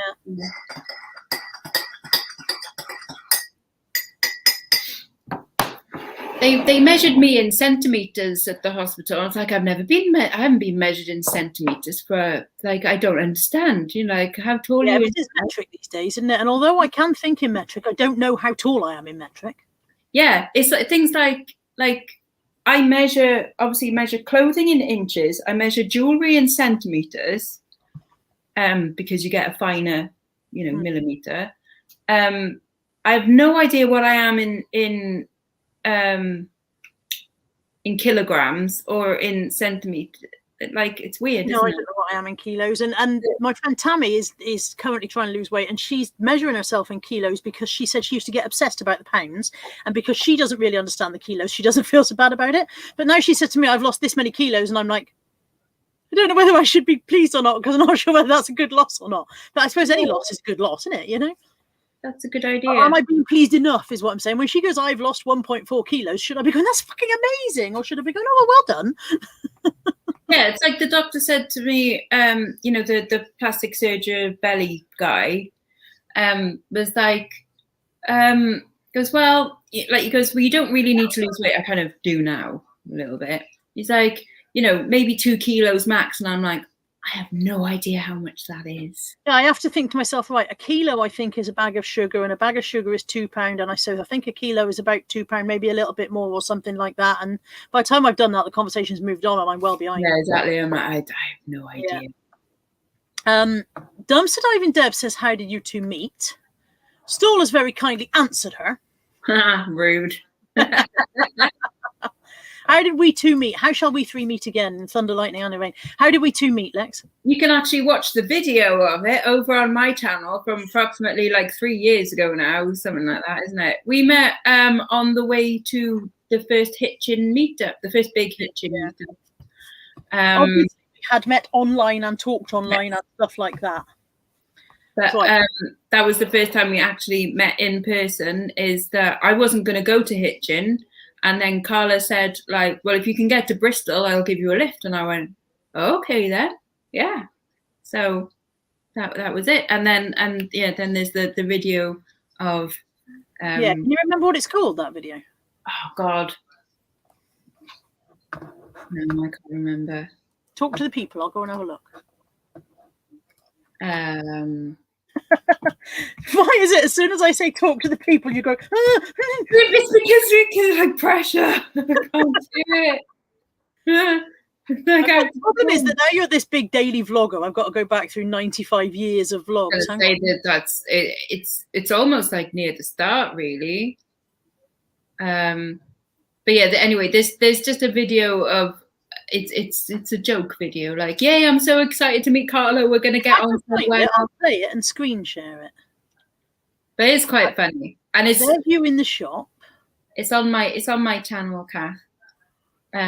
Roy's day of fun. Ah, that was a good day of fun. I miss Roy. Is this? That's Bianca's ex-boyfriend. Bianca's ex-boyfriend. I love Roy. Okay, screen share screen. Why? Every time I do this, I have to talk myself through it. Chrome tab, Lex and Carla's day of fun. Share. Carla's day of fun. God, look at me. Number one, I'm in Bristol Hatchway. I have that maybe. I'm just waiting for Carla to turn up. I'm like so super excited. Me and Carla are gonna get on like so well. We're gonna be like soulmates and everything by the end of this. It's gonna be beautiful. So just watch this space, guys.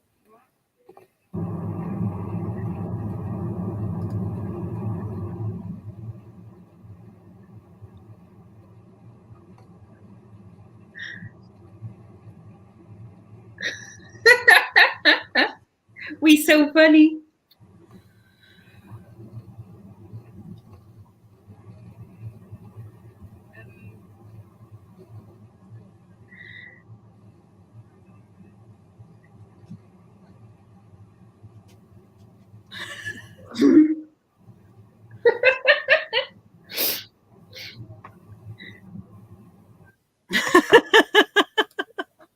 We're so funny. We planned that, by the way. Like, I got in the car and I was like, oh, by the way, is it okay if we do like this video where we like pretend to be really pissed off with each other and stuff? And Carla instantly was like, yes, on board with that.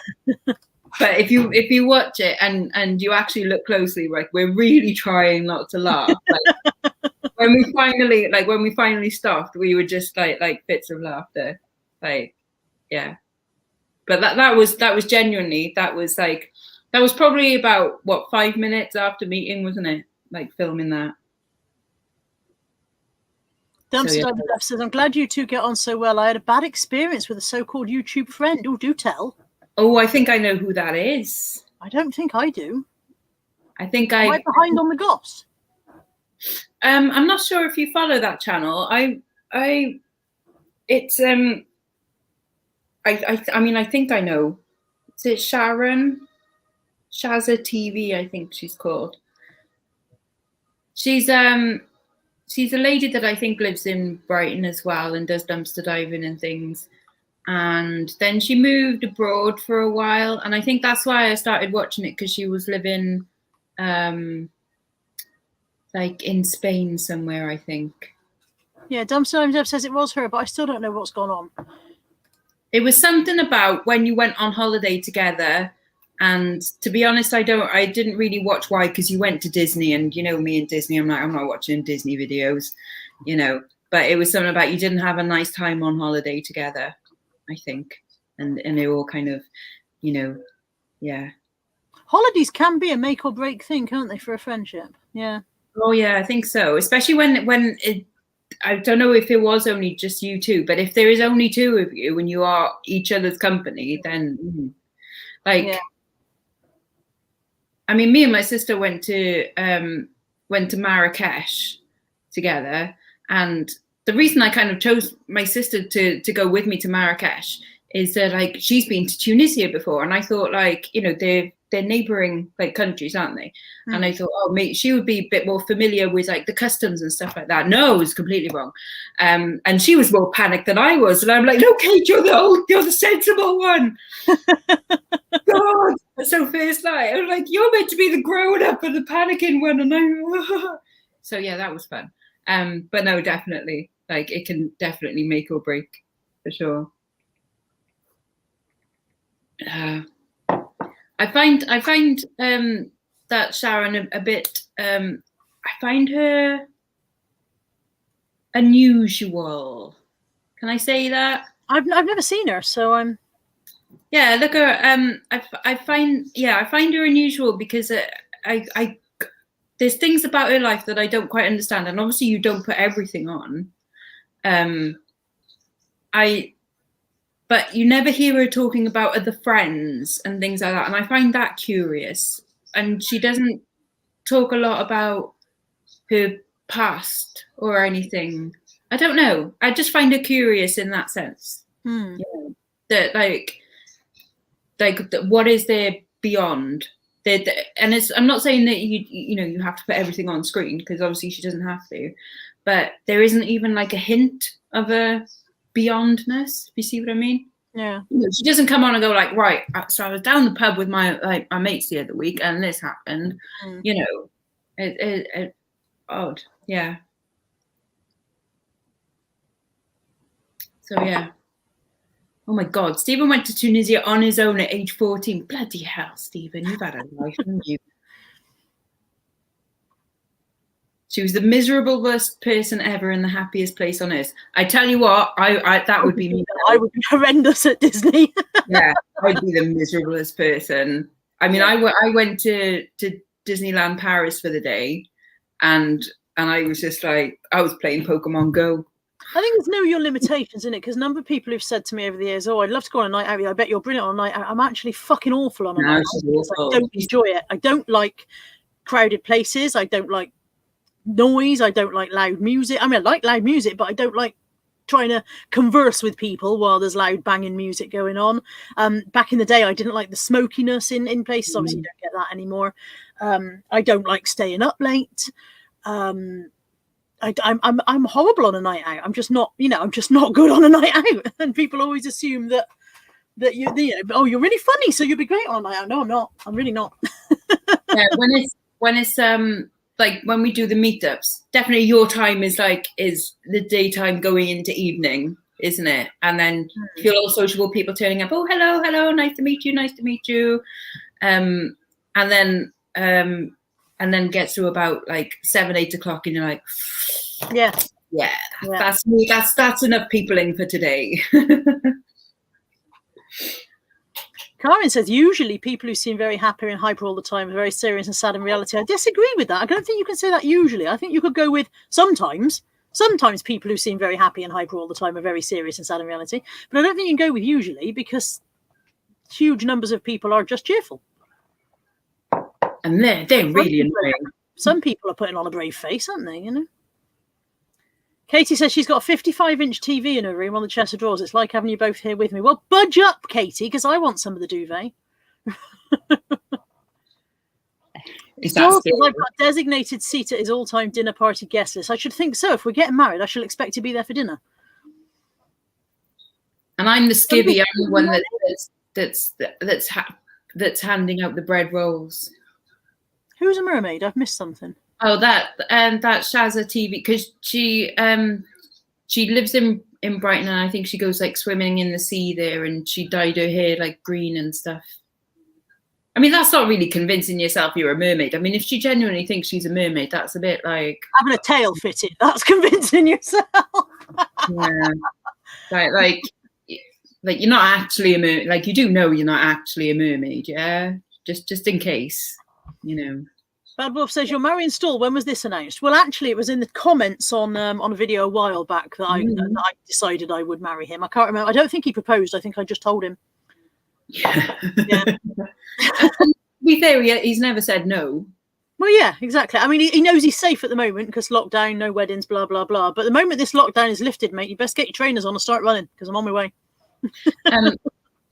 I remember a while ago saying like, oh yeah, like at some point we'll come and like visit you, Stephen. And he was like, oh no, don't. I'll have to tidy. Don't do that. I'm moving. He was like, I'll have to tidy. Like, I don't have to tidy. It's fine. Bad Wolf says, can she have one of the 6 tickets to the wedding? Yeah, I don't think anybody else wants to come. You can have all 6 if you want. I'm coming. Oh, 4. You can have 4.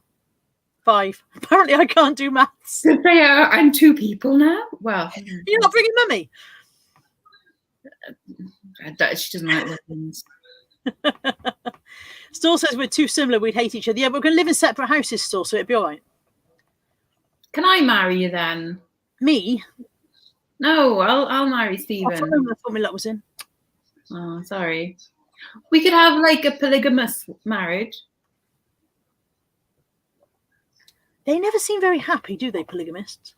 I mean, the blokes always seem all right. I was going to say the men always seem quite happy about it. What I wouldn't like to be was, I mean, someone has got to feel left out there because at some point, technically, someone is left out, isn't there? Yeah. So they do a rotational visiting kind of schedule, don't they? Yeah, I don't think. I think my jealousy would go crazy. See, my thing would be that if you say your nights are Tuesday and Wednesday, and you're not horny on Tuesdays and Wednesdays, then Friday night you're lying there on your own in the dark, going, "Oh my God, I'm dying for some." I'm always horny on a Tuesday and Wednesday. What do you want about? Just seems a bit. I don't want a themed wedding. That's just silly. You do mermaid theme or Disney wedding. You can be Lilo and the groom can be Stitch, and you can get married by,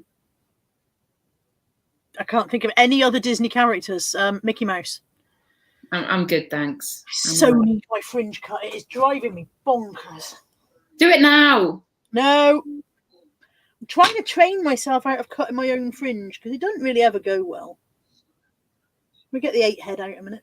No, but it can go funny. Oh, that looks like that could be a bit of a rockabilly look on you. I need a what do you call things that hold things down? Stapler. Yes, I need a stapler for my head. Cha-ching, cha-ching. My sister is very excited about getting a nail gun, or has she already got it? Mum, has Kate already got her nail gun? Or is she getting one? Kate what? Got her nail gun yet? Her nail gun.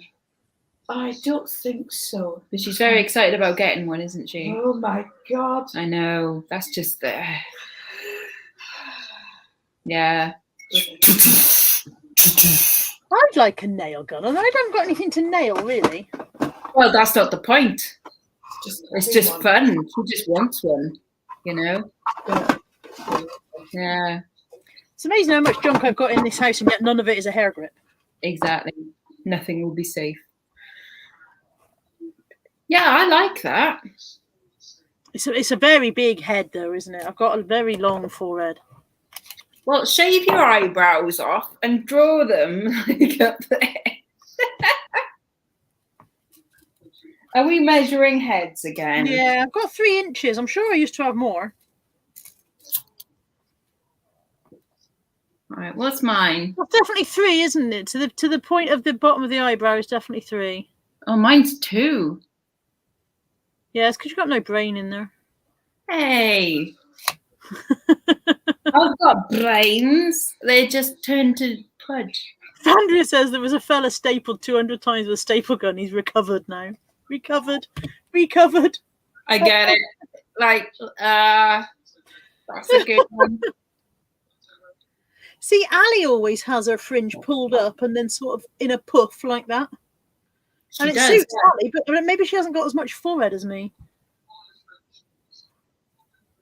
Oh, that's cute. That's a bit 90s. I could plait that bit. And then No, if you have some just kind of going to one side, like maybe. That's quite a nice rockabilly kind of look. there's a reason I hide my 8 head. I don't think it's that bad. But again, like I think my nose is huge, and I know people go like, you haven't got a big nose. But I'm like, I have though. Store said the standard is meant to be 4 finger widths from brow to hairline. Well, in that case, I've got a bigger than standard head, haven't I? Well, mine's 3. Yeah, you've got a midget head. Yeah, I've got a 3 head then. Tiny head. It is called a quiff, Katie. You're right. I've always called it a poof. Poof.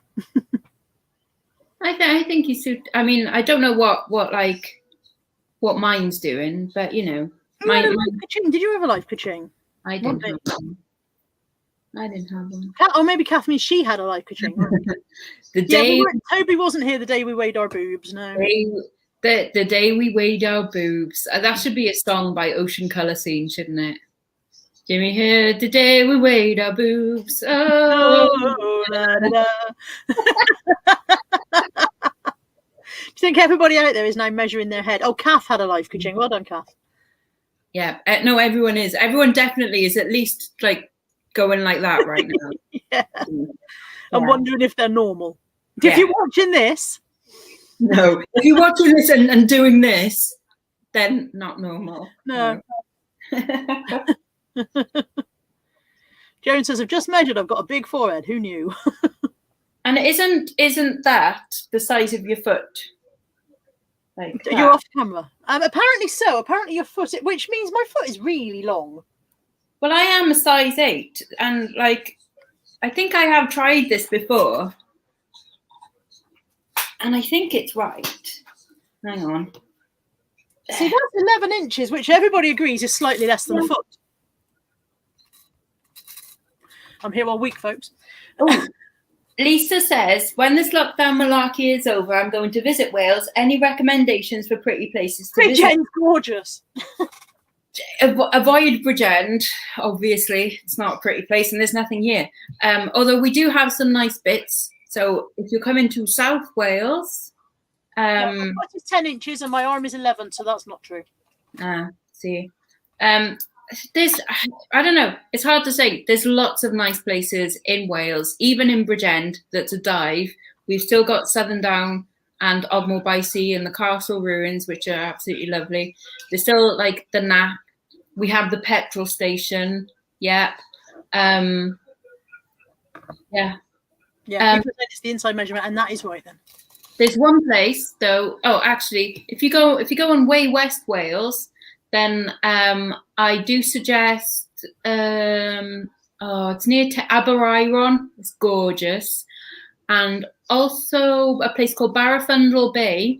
I've never been there, but it looks beautiful, and it's called Barafundle Bay, which is like, isn't that just a cool name? So there. And yes, Tanzanite. I like that. That's pretty. It is pretty. Yeah. I like the stone. Caroline says, are you doing any What's Sold Sweet vids colour? I've been putting it into the waffle rather than doing a dedicated week of sales. I've been putting it into the waffle when I remember to do it, but I might put one out at some point. Don't know. Does anybody care? Opinions in the chat. If you watch the waffle, do you think my occasional sales should stay in it, or do you think I should go back to doing what sold in a week? I don't do them every week anyway. I used to do once a month. I do what has sold this week. What do you think in the chat? If you don't give a shit, feel free to say don't give a shit. I think the occasional one is interesting, like a just sales one. Yeah. Ooh. I think though, sales videos are definitely more handy to people who are just starting reselling, aren't they? So they make, but the reason I watch them is out of just pure curiosity. You know, because I've seen your stuff there, and it's nice to kind of go like, oh yeah, I was with you when you bought that, or you know, that kind of thing. So I watch them on like a personal level, but I think they are handy for people that you know are maybe just starting out and stuff. Stoll said, I've assumed that you need the what I've sold to bulk out the waffle, and that is true up to a point as well. Yeah, it's given me some content to put in the waffle, because it got to the point where the waffle was about 15 minutes long, because there is a limit to how many times I can film myself doing the same things day in, day out, and pretend that you guys are going to be interested. And also because you put your food in a different video again, that doesn't go in the waffle. So like, well, I don't do anything else. I just do eBay and food. And yeah, and that's, I mean, I can film the dogs every day, but I assume that people are not that interested in seeing the dogs go through a gate 4 or 5 times a week, you know? Susan is. See, there you go. Just film the dogs 7 days a week. Yeah. See? Yeah. Also, I think one of the issues with what's sold at the moment is that because what I'm listing is mostly clothes, you know, my bric-a-brac is really depleted at the moment, with no car boots for God knows how long. My non-clothing sales are getting fewer. So yeah. Susan says, what software do you use to edit YouTube videos? I use iMovie because I am using a Mac. I used to use Windows Movie Maker when I had a PC. I don't know what Lex uses. I've noticed that Lex has started doing more editing. Lex, who used to be, I know I don't edit, I just bang it up, has started adding music and stuff. She's getting a bit edity. It's I still don't put the effort in. I think it's just because things start to get a bit samey otherwise, don't they? Yeah. So it's like, I'll difficult, to be fair. I mean, that sounds really knobbish. And it's very difficult vlogging in a lockdown. It's extremely difficult to produce content that you think people might give a shit about in a lockdown. Yeah. And just things like, you know, people make a joke about like, you know, the Texaco garage. It's like, well, I'll film the Texaco garage for a couple of minutes, and people seem to like seeing the Texaco garage. You know, I'll shove a minute of that in. That's what they want to see. that was for Nick, wasn't it?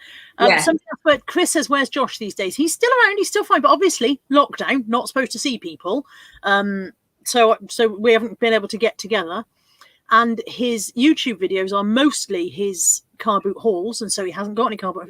But he has been a bit active on Instagram recently. So if you're missing Josh, you should go and find him on Instagram, where he is JD. Is it JD_network over there? Yes. And also Josh did a little bit of an experiment where because he had, was it 4 days in a row of absolutely no sales whatsoever. So he ended all of his items and then restarted them. Was it 3 minutes in between, I think? Like scheduled them 3 minutes in between, and then he had like 7 sales like in 1 day. So it obviously kickstarted his. So if anyone is having, you know, a bit of a lull, he's J_D_network if you're looking for him on Instagram. J_D_network. But yeah, I'm assuming he'll get a bit more YouTube going on when he's back to car boots and stuff. Yeah. Best car boots, Sully, SULLY. It's not on all the time. It's because it's on a field. It's only on when it's, you know, good weather. But that one's awesome. And Geshley Gear, which is GELLIGAER.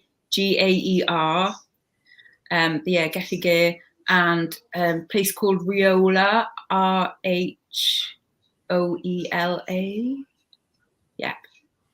Ashley's asking how much unlisted stock do we have left. She said she'd love to see a video of you shopping unlisted stock stuff hidden in the deep back cupboards, then see how many sell. My video would be extremely boring because all of my unlisted stock is bagged in tens, so I just reach in and grab the next bag. I don't shop my unlisted stock. I go, I'm going to list that bag. And I force myself to do it that way because otherwise I cherry pick and then the death pile stays there because that's all the stuff I don't want to list. So I bag it all in tens and just grab a bag, and that's the 10 I'm doing now. Lex, how do you operate yours?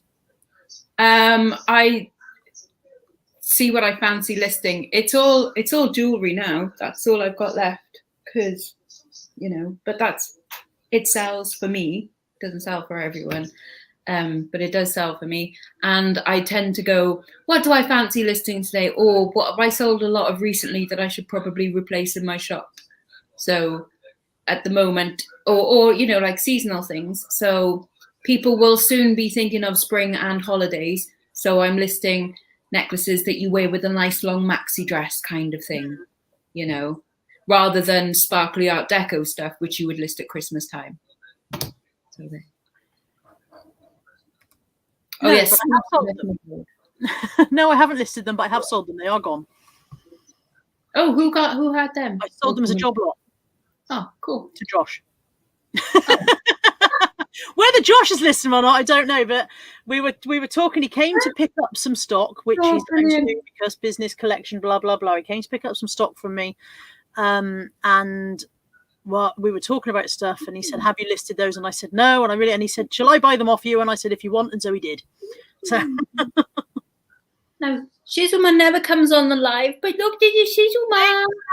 And now she's going to run away. She's so scared. Oh my God, you put me online. Yeah. She's in the witness protection program. She's panicking now. Yeah. It's okay, Wiggy Bub. It's okay. You're allowed. So no, I'm not allowed. Oh. See, I don't know whether Josh has listed them. He think I'm going to get this sentence out. Josh actually enjoys researching stuff. Josh actually enjoys sitting down, and I don't. I am a lazy lister. I want to get it listed, get it done, bang. And I knew that there was a lot of value in them if somebody actually researched and made sure they sold them properly. And I knew that I was not going to do it. Effort, isn't it? Yeah. Because I love Geligea. Geligea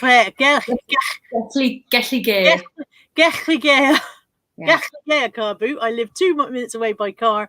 When the sun is out, it can be 2 fields full. Yeah. Where is where is that? I don't know. Somewhere in Wales. My sister took me there a couple of times. We had to drive for about an hour. In which direction? Towards Bristol or away from Bristol? Away from Bristol. Okay, so it's at least 2 hours for me then, is what we're saying. Yeah. But it's good. But my favourite is Sully. Like, I do like Sully. Hi, Julie. Bessemer Road is going to be open from the 18th. So me and my sister does car boots every weekend without fail and has done for like the last 20 years. So we're going to be going, yay. And because she only lives there, she come pick me up. And then she dropped me off with all of my stuff. Yeah, you won't have to carry it home anymore. Yeah, I know. Amazing.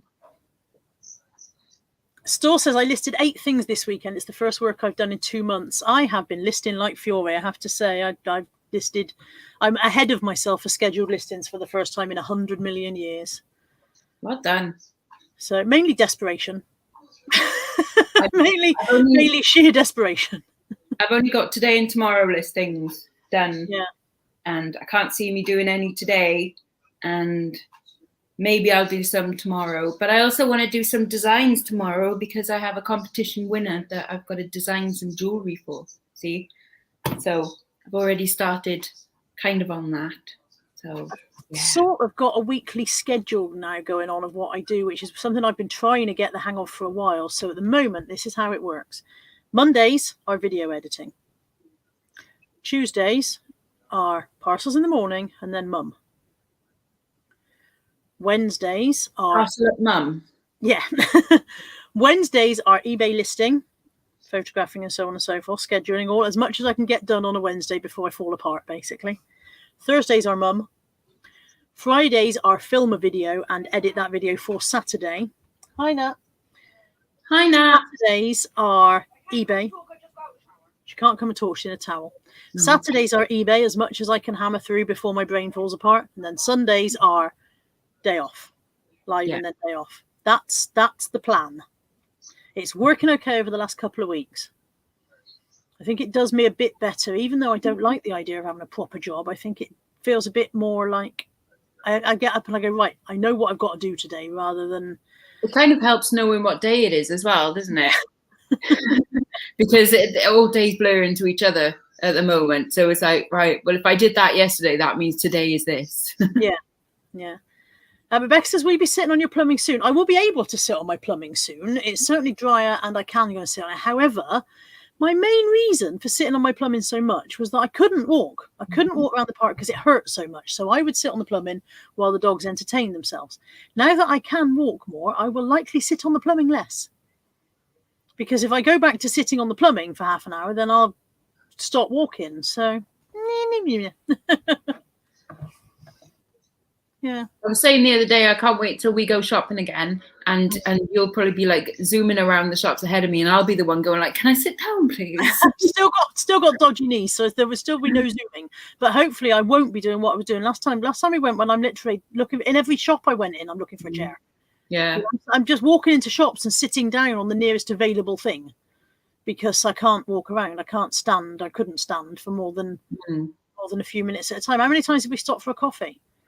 Oh my God! Yeah. Coffee? What again? Yes, because I need to sit down for an hour. Yeah. So yeah, hopefully there'll be less of that. Yeah. Sue says, I've not been eBaying since December, but I'm feeling more myself and started listing again, so I'm going to try the vlogs again. Yay. We're looking forward to seeing you back, Sue. Yeah. We understand why you've been gone, but we do miss you, and we're looking forward to having you back among us. Yeah, definitely. And can we have this is a special request, Sue. Can I have you like opening a bag of pretty things and just go, look at this with the pretty nails, with the nice new nails, with the pretty nails, and just so I've got something to go to sleep to at night. Lynn says she doesn't know how I made it around the car boot. Well, I would only ever go around once, whereas other people will go around the car boot several times in case they miss something or whatever. I'd only ever go around a car boot once. I would sit at any available opportunity. It was difficult. It was not easy. Car boots that are in a field, I would quite often end up sitting on the grass, just whether the grass, even if the grass was damp, because I've just got to sit down. Difficult. I think just driven by the fact that I love the bloody car boot. Bless me. Yeah. Yeah, but now it's going to be different, isn't it? Now it's full steam ahead. I hope so. Like I said, knee's still not that happy. I've discovered this week not discovered, but been reminded this week that it definitely doesn't like the damp weather. As soon as the rain came back, the knee started playing up again. So the arthritis is definitely not happy. Arthritis or rheumatism, I don't know. Which one is it don't like damp? Maybe I've got a touch of both. Don't know. Mum's got poorly hands at the moment. But that's because she's been in, like yesterday, day out in the garden in the freezing cold, sawing up bits of wood and stuff. Yeah. Honestly. Yeah, I get a bad hand here in cold and damp weather. That plays up. From punching a wall when I was young and stupid. Many, many, many moons ago. Oh, I'm sorry, Stephen, that you didn't win. I'm sorry. Maybe I'll do it again at some point. Lisa, that might work now my bottom is smaller, but when my bottom was much, much larger, a shooting stick would have disappeared.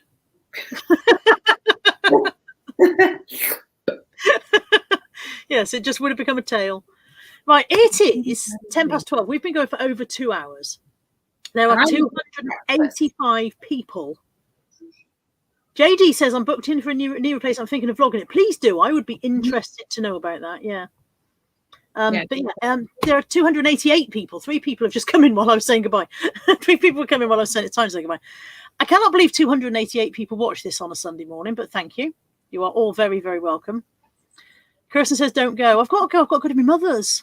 And I, for one, obviously need a wee, and then also would like some breakfast. Yeah, I need a wee again. Having just had a wee, I now need another one. Oh, I've just bought some opal. You've just what? I just bought a bunch of opals Why do you sound surprised that you've just bought those? because it was an auction, and the other auction went for £21, and this one is I won for 16. So Well done. that's cool. Australian. Joe says, have a look for Judi Dench knee replacement. Really good. I'd love to have my knee replaced with a Judi Dench. That's you have Judi Dench's knees. Yeah.